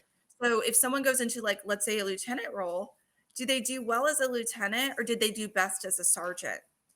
And where someone's happiest and thriving is going to be where they're most successful. And it carried on and I said, people forget how lonely it is up at the top. Yeah. Like when you're a chief of police or you're an assistant chief or a deputy chief or even a major, you don't think that you get to break weak. It's that it's that perspective that you can't have problems. And I know a lot of cops have that, but you can't have problems because you have all these people to take care of and you have to set this strong example. But it's even more so because you're head of a department. You don't get to have these open conversations with people. And the loneliest part about it is who do you go to? Who do you get to talk about your concerns with when everyone is beneath you? Right.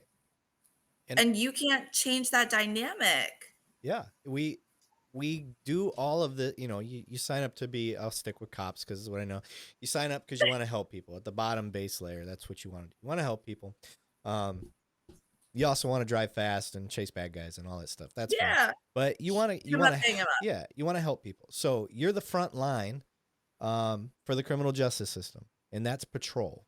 We'll just keep it simple. It's the patrol. Well, when you move up the ladder, now it becomes taking care of your people. You're not taking care of citizens anymore. You're taking care of your people.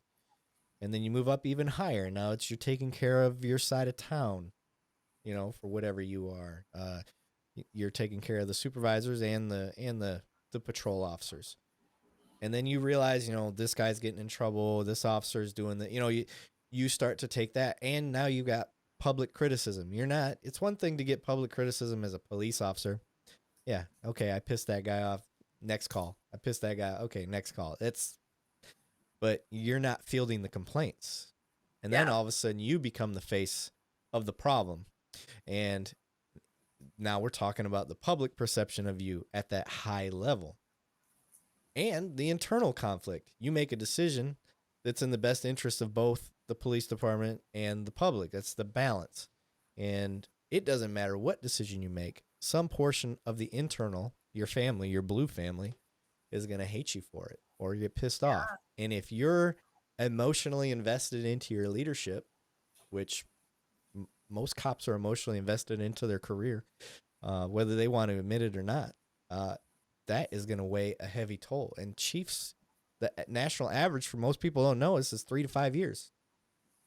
And that's either because the public outcry, they want you gone, or internally, you're burned out because you can't Yeah. win. You can't win on either side. So who's looking and who's helping at that level? Because I want them mentally on top of their game as best as they can be.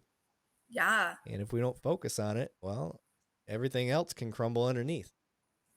Agree. Well, and I think that's the element of emotional intelligence, right? So when people are pursuing leadership roles, we often send them out for like leadership trainings and conferences. But those conferences, what do? They like allow you, they teach you people skills. Yeah. Right? Like, so they teach you how to talk to direct reports or subordinates or whatever. No one's ever like sitting there saying like, "Hey chief, when you actually care a lot about your people, but everyone hates you below you and thinks you don't give a shit, Yep. how does that hurt?" No one prepares. Or two, like we're talking about these assumed really good chiefs. How about when a chief is not so great and they lack emotional intelligence? And for those of you that don't know the phrase emotional intelligence, it's becoming more common. It's not as fluffy as it sounds. Emotional intelligence, or EI, is a form of IQ, and it basically is how smart, how well adept are you at understanding the emotional experiences of other people and being able to make informed decisions based on theory of mind, based on how that decision will impact others emotionally. Yeah. That's really critical. Like that skill set and a high emotional intelligence is critical for the most successful leaders. Yep. Those are gonna be the people that get followers. Those are gonna be the people that serve them to the end of the world and back Yep. because they care. And it doesn't mean if you have high EI, it doesn't mean that you're giving passes to everybody and letting them go home or like, "Oh, it's okay." No, you're still doing your job. You're still holding people accountable to their responsibilities, but you're doing so with compassion and shared respect and really a lot of authenticity. Yeah. I'm glad you brought up emotional intelligence. It's we've had a big push for it where I'm at, and I've just in my own self improvement through my bachelor's and master's degrees and stuff. I started getting turned on to the emotional intelligence side of things, and see it kind of gave an explanation to me how I've been so successful in my career on the streets and getting educated on the emotional intelligence side of things. I'm like, oh, that's what I had. That's what I was doing well, and I didn't even know. I didn't have an explanation behind it. I'm like, I can read people, and like that doesn't really fly. But when you start learning about emotional intelligence, read Brene Brown. I Yes. like her. Daniel Goldman, Daniel Goldman. Now that you're saying it, I can't. I Yeah, can't. I think it's Daniel Goldman. So those are the two that I first started listening to. I listen to books. I don't read because I hate reading. Uh, so yeah, the emotional intelligence side, I push that for cops, especially those that aspire for leadership. But I think it's good just in police work in general, knowing it. Yeah. No, and it's fun. So as therapists, a lot of our training programs, like, so my school was like 5, 6 years long total. So for 5, 6 years, it is just hammered into me about examine yourself, examine yourself, examine. You can only be good at your job if you know you well. And knowing you means being able to confront things that you don't like about yourself, things that you find embarrassing. When you mess up, how do you recover? Like, it's a lot of introspective insight building. And a lot of therapy programs require us to go to therapy as part of it. So Yeah. you do that extra challenge. And I think now I'm not going to tell you that all mental health professionals have high EI, but you would hope they would. But I think our programs instill in us how to practice that. And with that comes a lot of self compassion. And that's the part that is missing for all ranks, from the very bottom to the very top. That compassion piece, like when I was telling you earlier, there's so much self imposed guilt and shame. How do we counteract that? Self compassion. Yeah. Rational self acceptance. I'm using a lot of big, like floofy therapy words, but these are real terms that make me sound smart in the moment. But at the end of the day, it's stop fucking your judging yourself. It doesn't get you anywhere, it just holds you back from progress. And if you just accept your bag of shit, because we all have one, like my bag of shit looks different than your bag of shit, Eric, but it's mine. Yeah. I'm okay with it. Like it's going to work against me sometimes. I'm going to step in it, but can I like pivot and recover and I'm okay and it hasn't ruined anything in anyone else's life or mine? And that self-compassion piece can be developed if we start training EI. And so I appreciate what you said about a national standard and academy.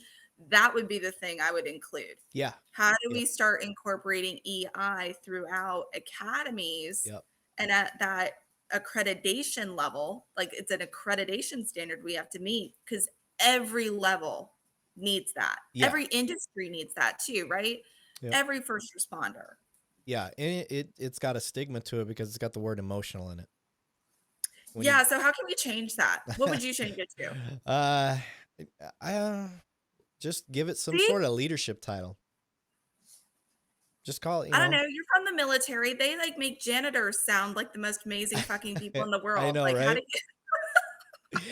you Yeah, they're the technical sanitation engineer. So Yeah, yeah, you could we call need some it military titling here. I don't know, tactical synapse leadership. I recall. I don't know.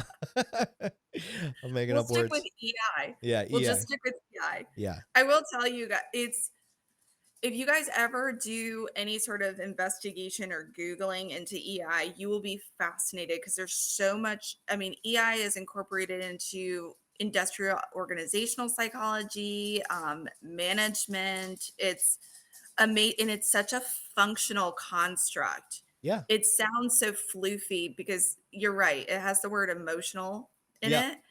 Go with EI if you want to shorten it, but it is such a functional process, and I guarantee you if you start doing your research you would say like wow, all these freaking problems could be solved if like this person had Mhm. this. Yeah. And it like I said, for me, I specifically, I knew I was starting to move up in the leadership roles and stuff. So I was like, I'm going to start looking into this more. And that was suggested by a mentor. And he's like, yeah, you should check into this stuff. And I did. And specifically those two authors on the subject, and loved it. And I really, not only was I able to see my own flaws, like started picking myself apart. I'm like, oh, okay, that's why I react this way. That's why I was doing this. Mhm. And I can pivot, like you said, and it just become better for it. But then you can also start to see the people that work under you. You can start seeing issues and addressing those and helping them. You can help lead them and foster a path that, without making them feel bad about themselves, or it's just a different approach Yeah. on dealing with people. And it also works when you're dealing with people in crisis in the streets. Yes. So Yeah. I think Agree. you're right, it's a great tool. It's not widely known yet, and I No, what I've been actually so more recently because my role has kind of shifted where I'm still doing therapy but I tend to do more administrative consultation at this point. So the way I really see my purpose is I'm going in and I'm building relationships with chiefs and majors so that I can help build that emotional intelligence. I can help build an understanding of what mental health resources are needed, what conditions are treatable, what behaviors are manifestations of a greater issue and maybe should be addressed with some disciplinary action as appropriate, but not the hard hand where we reject that people are struggling. And so when I go in for leadership trainings now as a psychologist, I'm really building in most of those EI principles of how do I create an understanding for middle management of how to work, with their direct reports? How do I talk with my chiefs of how to create um, a better understanding of what their majors are going through and how to address them? So this is really, it's so cool, Eric. I remember, I don't let the Botox fool you. I've been in this system a little longer, but um, I will tell you, when I started, and not that I've been in the field the longest, like there's definitely, I have contemporaries that are much more seasoned than me. But I remember when police psychology really wasn't a thing, it was under forensics. And in the course of it, the field focused exclusively on creating like the scare. We want you to get that there's a problem. So all we're going to do is talk about the problem, the problem, the problem, the problem. Well, then it shifted and it became okay, we now believe there's a problem, but now we have to do something about it. So it was still reactive, right? Like there was no sort of prevention going into it. I truly think, guys, and every department is different across the country based on resources, but we're now starting to see a shift where we're getting into resiliency and prevention. And how do we talk about these broader topics that are about the base issue as opposed to just reactively responding to the superficial, more obvious things? Yeah. We can't ignore still being reactive because it's still going to happen, but now, like, I mean, you and I having this conversation today, this is part of prevention. Mm-hmm. So I think we're really starting to see a shift in it. The more we bring in forward thinking individuals. So that's what's great about our newer generation, too. We're bringing in a lot of people that are not scared of mental health conversations. They really are drawn to self growth opportunities. And I think the more that we bring in that forward thinking group, we're going to start to see these conversations arise. Yeah. And it's all about, again, I really want to emphasize this. I'm not about making a bunch of little marshmallows, right? Like that's not what EI is. It's not about making people soft. It's about making people intelligent. Yeah. And ultimately we want police work to improve. If we Yes. as a society push the defund the police narrative, or you don't take these aspects seriously, well, you're going to get the same quality of work out of the police officers in your area that you've been getting, because Yes. you're not improving anything. You can't get them brand new patrol cars and expect that cop to perform any better. He's not going to get to the call any faster. Because he's bound by rules. Yes. And he's not gonna treat you any better because he's got a new car that he's got to make sure any little ding or thing that happens to it, now he's responsible for because he's got a brand new car. So it's one of those things that you got to take care of these other aspects that is non-traditional. You got to take care of the mental health aspect. You got to Yes. foster health and nutrition. You have to foster education. So all of these things, those are going to produce and improve police works continuously improve since it started in this nation. Yeah. And I will. I'll fight people. That's the hill I'll die on. Because when you look at it traditionally, my degree's in criminology, use of force has gone down. Everything has improved. The chart just goes up when it comes to police work. The thing that has made it appear to go down is because everybody's got a platform now. The one bad incident can be shared millions of times and give the perception of bad police work everywhere, when really that's not the case. So that's why I Yeah. like to focus on, all right, if improvement's going to be made and continue to grow because we keep going, these are the next steps that we got to take. Just like you said, you need to know there's a problem, so they harped on that.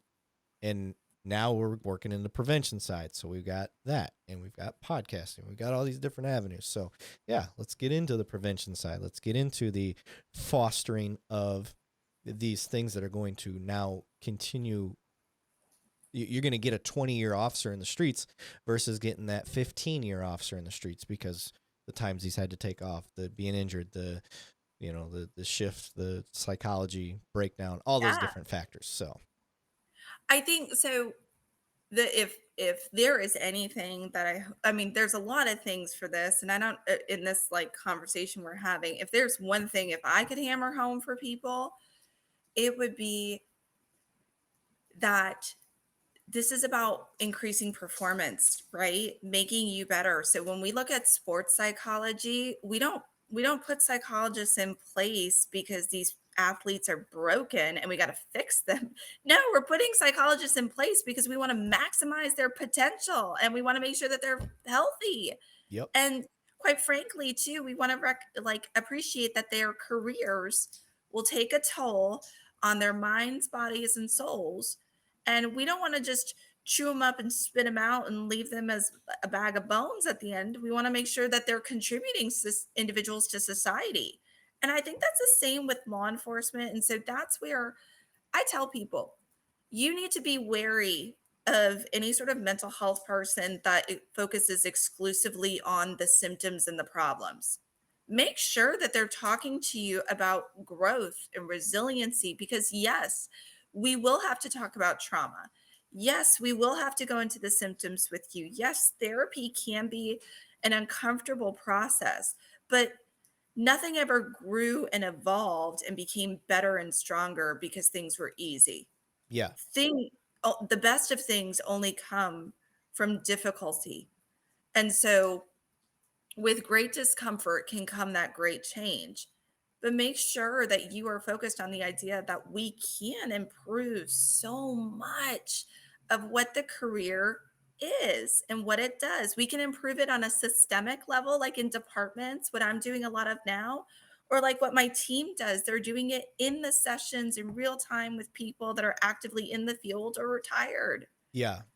Suggestion from our side of the house. One of the things that Please. frustrates cops is we need paths. We need to see clear, concise, like timelines. What am I going to get fixed? What, so if I go to the doctor and the doctor's like, all right, your shoulder's out of whack. We're going to put you through physical therapy. I see a 6 to 8 week window. Your arms should be back together.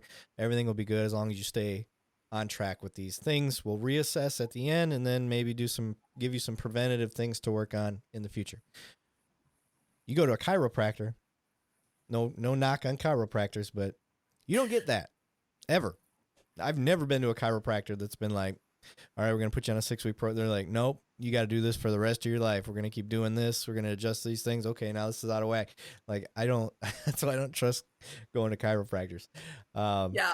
But you go to a psychologist, and like you said, it's kind of becoming the norm now that mental health needs to be taken care of. So we're on that. So my suggestion is when you want to win over police, when we first get there, we just need to know, like, all right, what's the plan of attack here? Like, what are we gonna do? What's the I like healing that. window?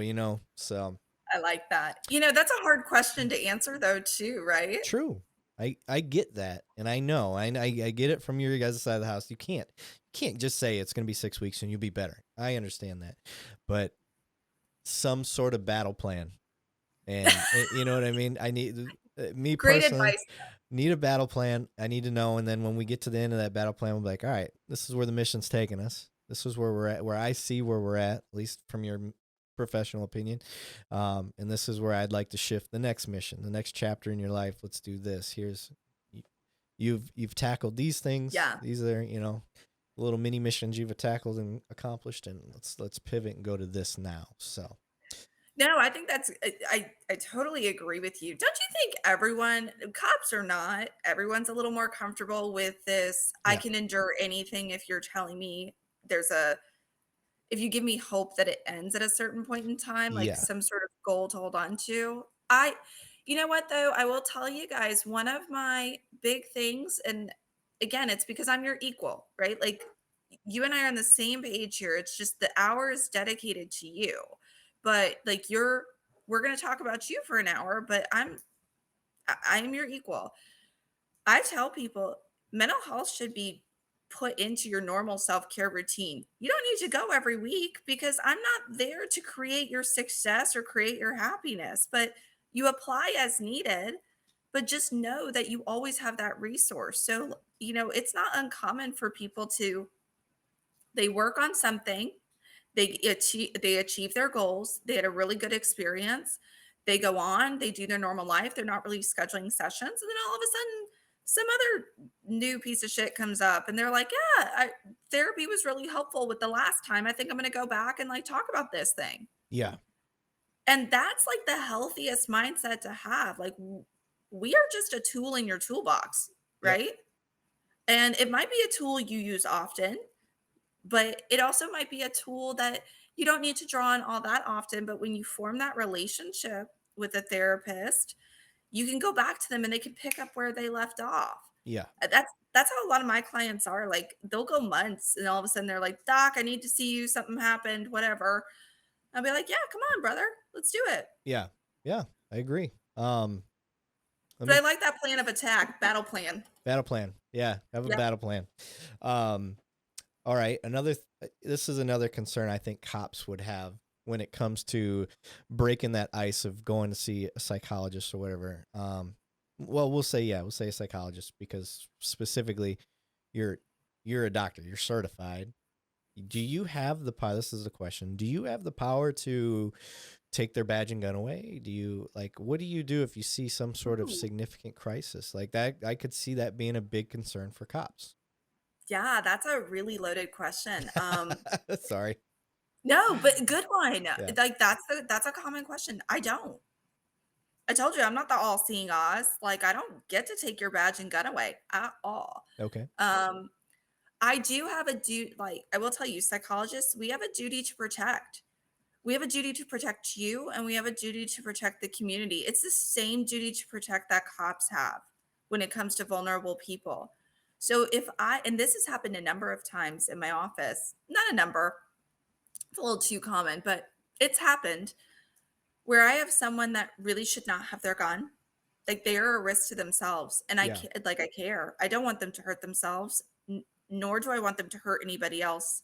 But when it comes to their own personal risk, what we do is we work collaboratively with the person. If we need to fill out medical leave paperwork on their behalf, we can do so with a lot of discretion where it doesn't say psych hospitalization. It actually just says, stress disorder. Yeah.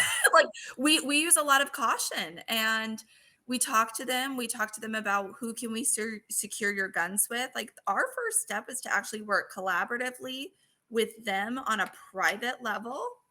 But I can't take their badge and gun away. I told you guys, I can't legally call their department. I cannot call their chief of police and say, "Hey, Joe Blow is suicidal and I'm worried about them." I can't do that. I could lose my license. Okay. And I love the people I work with, but sure as shit, I still got to put food on my table and pay my mortgage. Right. So I have to, and also too, I don't want to damage our reputation where other people will seek out help because they feel safe with us. Now, if I'm ever concerned about that person with respect to their ability to perform their job, so that's a community risk too, right? Like, what happens if they're abusing pills or they're drinking too much or they're just so acutely symptomatic that they're they're trying to pull their gun in situations that aren't appropriate. I talk to them and I really get them in a safe place to understand the risk that they're posing to themselves about the Yeah. long-term consequences of not taking themselves out of service for a little bit, like on a medical leave, which we can fill out the paperwork, or like go on a vacation if you can. Basically, don't cause a problem when there is none, right? Like, Right. don't put yourself in a sticky situation. So I think because we have those conversations in a safe place and we can help them on a private level. um I will tell you, I've actually never had to forcibly hospitalize someone in all my years of practice. everyone who's ever needed it has done so because they trusted me.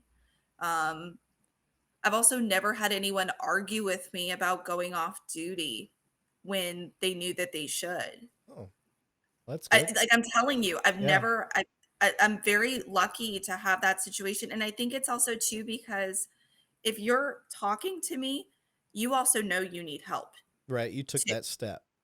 Right. You know it, and I'm probably telling you something that you already know to be true, but to hear me say it and to agree with you, it's like, "Okay, it's real." But for me to also say, "But we can do something about this without you losing your job," that's all they needed. Yeah. They knew there was a problem. They just needed to know how to address it without a lot of consequences. Yeah. And I think it's important to, we kind of touched on this before we started recording, but it's important to have that outside perspective, um, with a licensed person versus traditionally what a lot of departments do is they have their own, we'll call it a mental health crisis, Yeah. liaison. Like they're internal and they're not necessarily licensed. They're not necessarily, maybe they've went through some training, but you've got, especially at small departments, I could even imagine, Yes. the rumor mills, oh my God, you see he went, if it's the office of, the liaison is Officer Snuffy or whoever that liaison is. Oh, they went into Snuffy's office, like they see it happen. Versus Yes. having somebody separate where that rumor mill, even if it's a departmental psychologist, like even then, like it's still, unless they're completely removed, Iffy. they got their own office separate and they're just contracted. Like maybe that's different, but having one there is, I would rather see kind of how you got it going on than it being internal, just because it causes hesitation. Yeah, no, thank you. That's one of the reasons, at least I structured myself and my practice the way it was to control for that. I would tell everyone here that's listening, it- I don't want to knock anyone that does interdepartmental work, but they do have a conflict of interest, and that just is what it is. And if they are good at what they do, they'll be the first ones to say, pause, here is my conflict of interest. Whatever you say next, you need to know it, decide, right? Right. And they're transparent about that. But they're hired to protect the department. They're an employee of the department. Yeah. So I Even do if the think, department's got the best intentions, right, right. But but it is what it is. And yeah, like at the end of the day, it's so breaches of confidentiality are actually the number one ethical violation of mental health professionals because it can be so easy. Like, okay, I have clients, and if I go into the department, I'm not an asshole. I mean, maybe I am, but like, I don't think I am. But like, I say hi to everybody. I don't care who you are. yeah, I say hi, and so, but if someone wanted to come see me and I was at the department, if I gave away that they were a patient, I breached confidentiality. yeah, So even I have to be so mindful every time I walk through the doors that I treat everybody with the same level of recognition. yeah, I tell my patients from the beginning, if you need to have a private conversation with me, you need to contact my phone so I can step away and we can be quiet about it and respectful. yep, Um, but yeah, I think if you were to ever go to an internal resource, I think one of the first questions to ask is, why don't you interview them? I'm all about interviewing your mental health people. Just because I'm on this show doesn't mean I'm that great. Doesn't mean you'd connect with me. Like, interview and find someone you connect with and like ask them, what is your job? If someone talks to you about suicidal thoughts or depression and all of that within the department, what do you have to do? What are your practices? Make them tell you. yeah, Or say, do you have any resources outside of here? Um, and the other benefit too, let me just put it out there, like this platform, peer support teams are awesome now. Like that's a growing, like an impressively growing representation. They can sometimes serve as a frontline defense. So we collaborate a lot with peer support teams, and I really rely heavily. I'm like, you are the people that you get to know about all the bad calls because I don't have a police radar. I don't Yeah. listen to that all day. Yeah. I can't. I Yeah. got my own job, right? I've got my own role as a part of this mission. So drawing on like peer supporters, they're protected by legislation, just so you know. So you can go to a peer support team member in any department, maybe not your own if you don't feel comfortable, but you can go anywhere and they have to protect those conversations too. That's legally protected. Gotcha. I got a question. What are your thoughts on how we're talking right now? Do you think this is a viable option for therapy? Yes. So doing it remotely is basically what you don't have to be in person. No, no, not at all. There are some interventions that have to be in person. So, good example, EMDR is a wonderful form of trauma treatment. It's used a lot with the military. Um, I definitely find that most efficacious in person, but to me, it's really about how you approach therapy, right? So, I don't know, Eric, do you feel like you and I are having a meaningful connection now? Yeah, absolutely. I'm loving this. Yeah. So, I mean, because you connect with this platform, you can do this.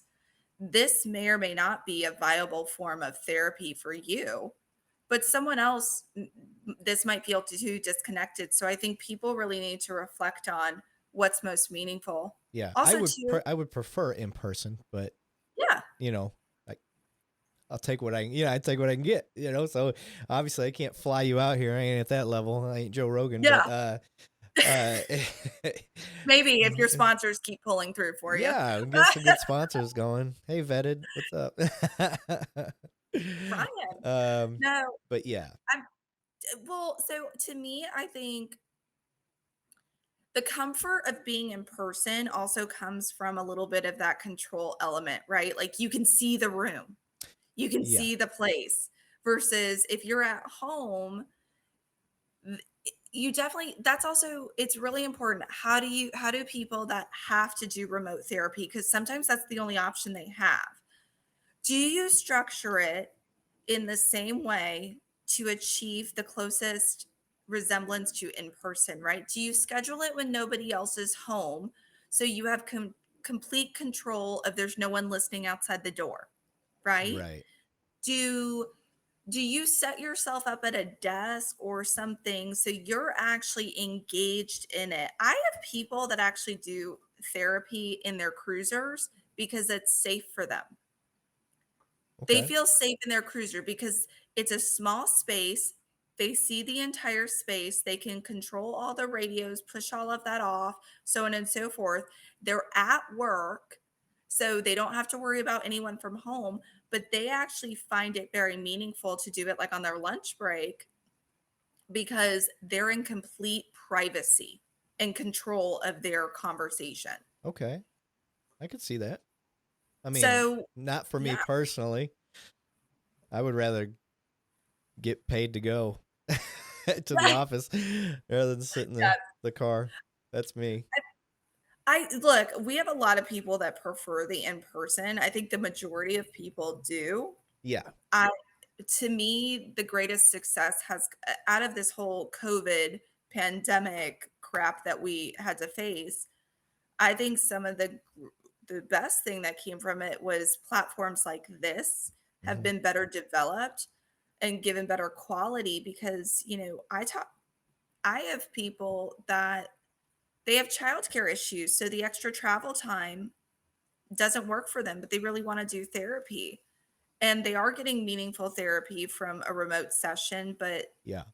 I also offer in person for those that want that. And so I think that's where the greatest combo comes. Do you have a therapist that is offering both platforms? Yeah. Yeah. Yeah. That's kind of what I was getting to is like how the pandemic made us think outside the box. Or maybe not even think outside the box, just forced us to adapt. Yeah. And because if you would have told me detective work could be done at home, I would have been like, you're out of your mind. There ain't no fucking way anybody's ever going to let that happen. And sure shit, here we are. We got, major crimes, robbery, all these guys operating from home because the department made it happen. Like they gave them the tools they needed to get the job done from home best they could. And I'm like, okay. Like I always agreed that it could be done. I just didn't think anybody would take the steps to make it happen. Um, just like Yeah. with therapy, I would think, why couldn't it be done? Yeah, I connect with people all the time remotely on here. Do I prefer in person? Yeah. But if I can get the bulk of the importance out of what I'm looking for through this, well, shit, I'll take what I can get. And Yeah. some people, like you said, with your success that you've had, I think it would be unfair to the public to only have your skill set limited to that small fishbowl. So, you know what I That's mean? very kind of you, but Yeah. I also just think too, like, it again, the way that you connect, that's what's meaningful. There's a lot of people seeking treatment and therapy. They should feel very empowered by this process. They actually should not at all feel. I hope they don't. Like, let me not tell you how to feel. Please don't go feeling broken and defeated, like, oh, I have to do this. Like, not at all. Like, therapy is about growth. Therapy is about improvement. Therapy is about positive evolution. It's not this typical medical model. That's actually a very old school way of thinking. So, psychology used to be lumped in under that medical model of you go when something's broken, you receive a treatment, you restore it back to normal, and then you're good, you're done. That is such an archaic, primitive way of approaching this. And it's not at all what we should be reinforcing in this industry. Again, think more of that sports psychologist. It's about performance enhancement, it's about resiliency and like building that up. It's just about betterment and growth. And so when it comes to these different platforms, I agree. I think it was about adaptation more than anything. Yeah. So if you want if you want something bad enough, will you take the platform and the access to it in the way that it's offered to you, right? Yeah. If you love to get your hair cut by this one dude, but you moved far away, do you want to drive an hour to go to that guy? Or do you want to find someone else that's Yeah. closer and gives you what you want? Because one thing was more meaningful than another. Yeah. Same here. If you really connect with a therapist and your only option is through a remote because of travel or distance or whatever, fine. You can do this because if you want to bad enough, there's ways to make this successful too.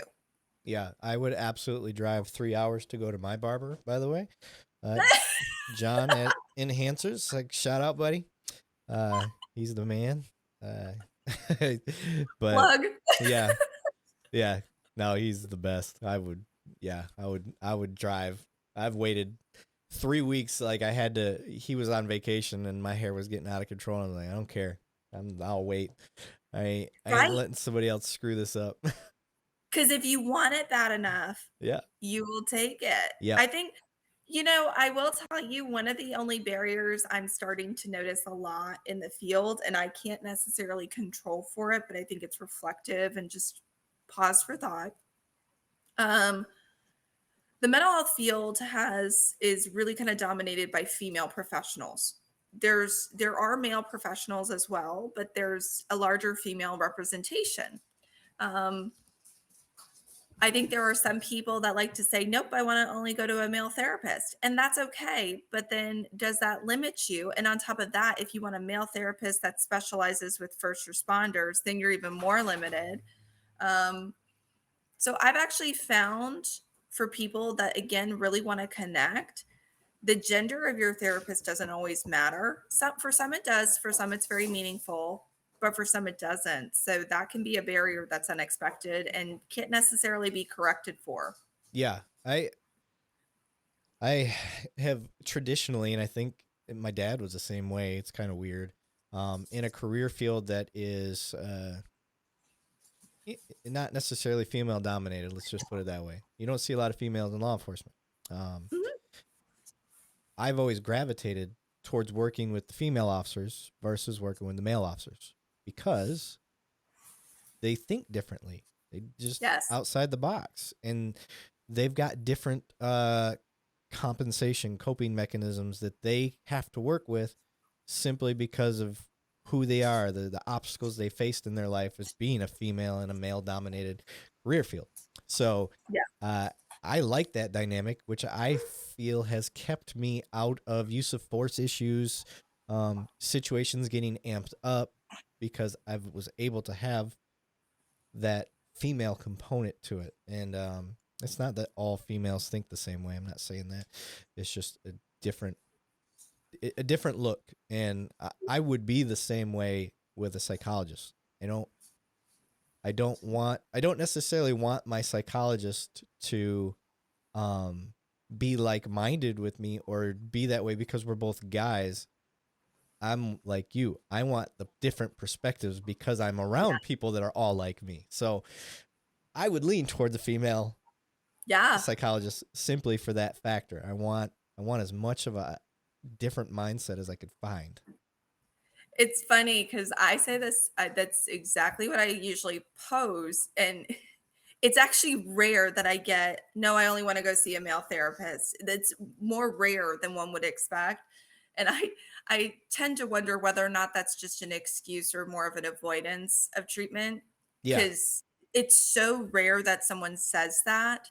Um, because yeah, when you've got the opposing gender, it's just a different, we'll repeat the word perspective, or like the feminine energy as opposed to the male energy. Like it's a different approach on the world. Yeah. Um, and also too, I think for females in law enforcement, they're comfortable with a female therapist because it helps.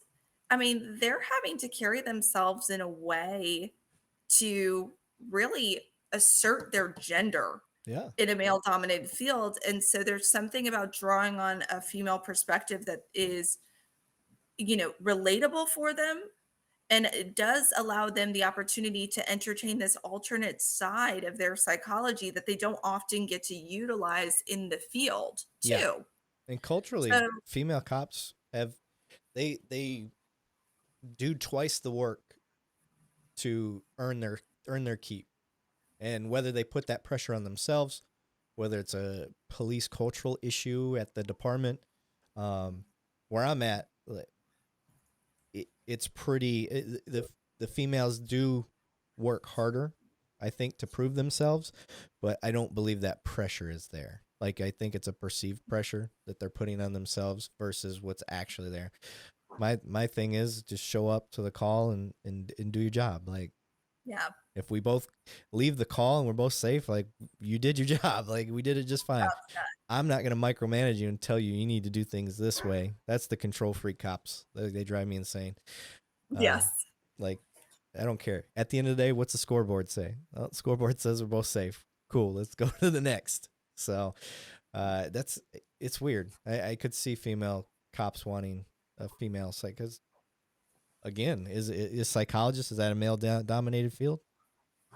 Um, I wouldn't it know. used to, psychology used to be, way back when, like we're talking way, way, way back. It Freudian used to, times. yeah, actually, because psychology, or your psychiatrists who now just prescribe medication, they were your first therapists. Well, over time, that field evolved and psychology really came up. And like most great things, it comes out of the military. The military was actually the one that really built psychology into its own field of study. Um, but all of my mentors, I will tell you, when I was training, again, don't let the Botox fool you. Um, all of my mentors were actually all males. Yeah. So even in the course of like my training, um, it's become just so much more female dominated. There are male therapists, but if you are going, if that's a goal of yours to have a male therapist, and it's not unreasonable to want a therapist of the same gender, it's not. There's something meaningful there for that person. But that does pose an issue and a barrier that doesn't necessarily have a correction for, because it's just, are we creating mental health professionals? Right? That's about it. And diversity too. So if it's not just gender, like what happens if you really want a therapist that has an Asian perspective? because you are someone that's coming from a family of like first generation coming over. So you were raised with Asian perspectives at home, Yeah. and then you're growing up in an American culture, and then you're in law enforcement on top of that. Yeah. We faced a lot of these big issues when it came to the riots at the beginning of the pandemic. I think it was towards 2020 when we had the riots going on.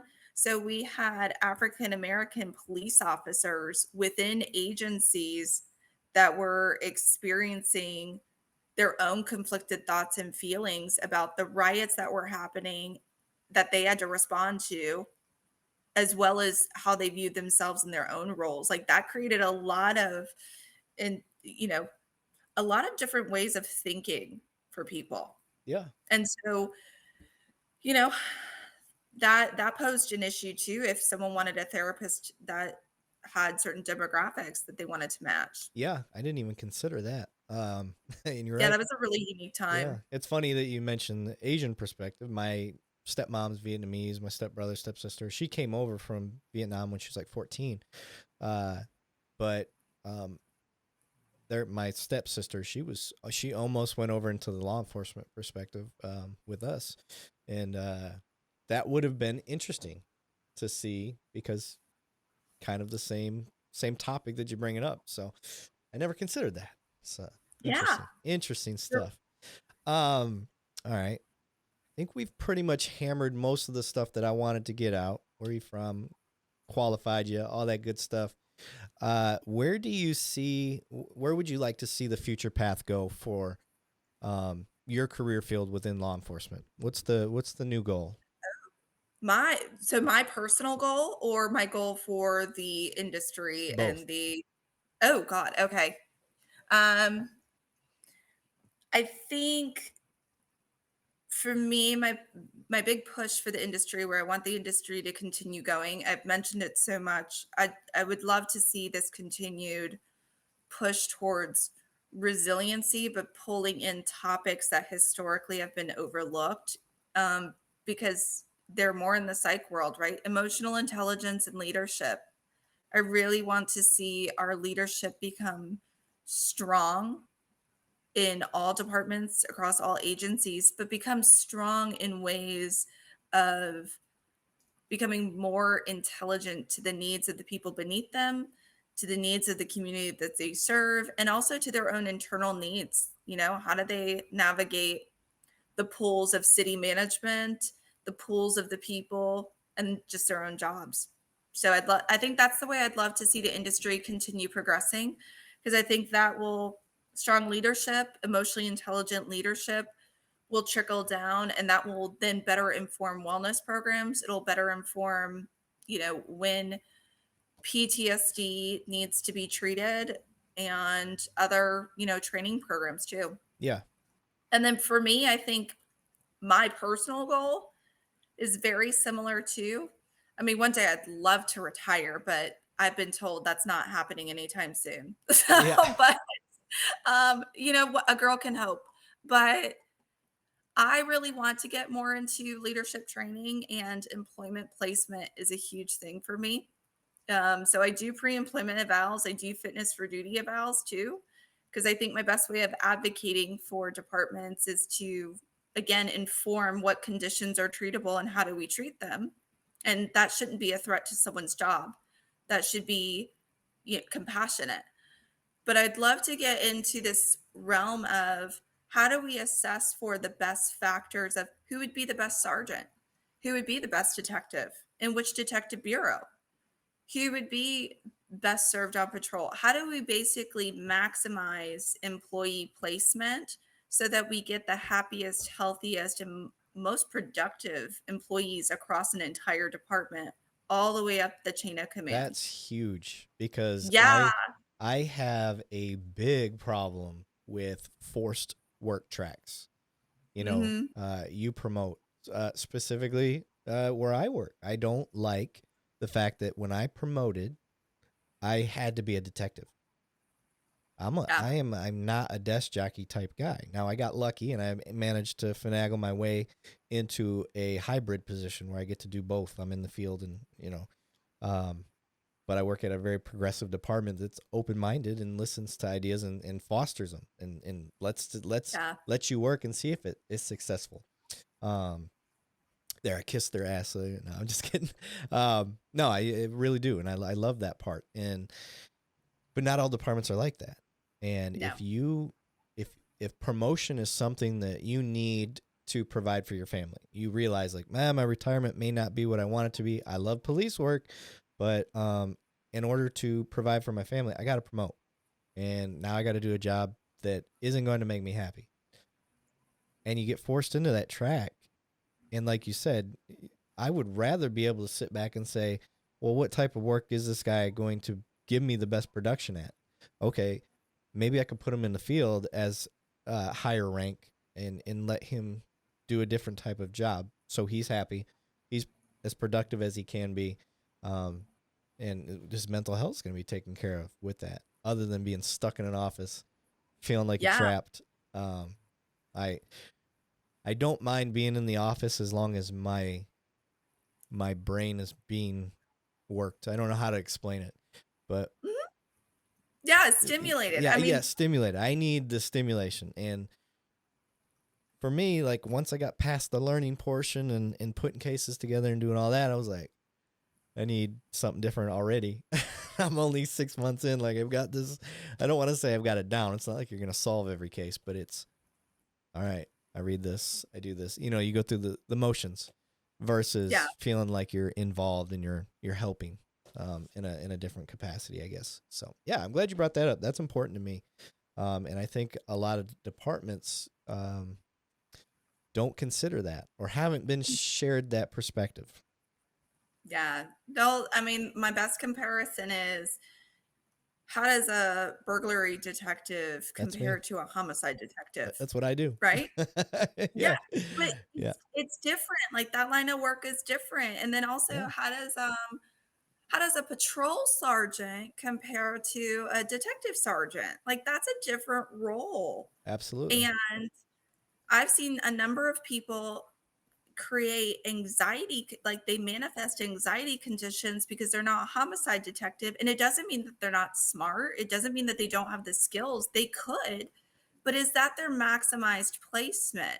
And if you move them to a different placement, are we getting a better employee, a more productive employee? And on top of that, they are just healthier and happier. And reflecting on the idea of, okay, so we always talk about homicide detectives, crimes against children. There's an expiration, there's a window, but then there's a lot of homicide detectives that end up retiring out of that as their full career. They do a long time, but that's because they were in the right spot. It was good for them. yeah, So if we can really look at the internal resources that our most expensive investments, which are employees, they are the most expensive investment. We don't want to lose them. We want to get the most out of them. Well, then why don't we look at what they're working with? What would be an equal level of challenge and accomplishment to create a sense of flow in a career, which is very successful? And then, a whole department's just going to be healthier, let alone the individual. absolutely. And I'm a big proponent of uh, finding what makes you happy. So it's not work. It's Yeah. just life. Like for me, I love what I do right now. But the challenge isn't quite there anymore like it used to be. So it's not that things don't change. It's just I'm ready to progress. I'm ready to promote. I'm ready for that next level. But man, I love what I do, and I I see people that take these positions because it's a good schedule, and I'm like, oh Yeah. God, you know, yeah. I'm hopefully your home life is why you're doing it because you're so happy at home. But damn, like I would hate to go to a job that I didn't look forward to. Yeah, exactly. Yeah. And I love what I do. So hopefully, like I said, unless I get golden hand, unless like, Virgin or some other major company decides to buy out two cops, one donut, give me those golden handcuffs.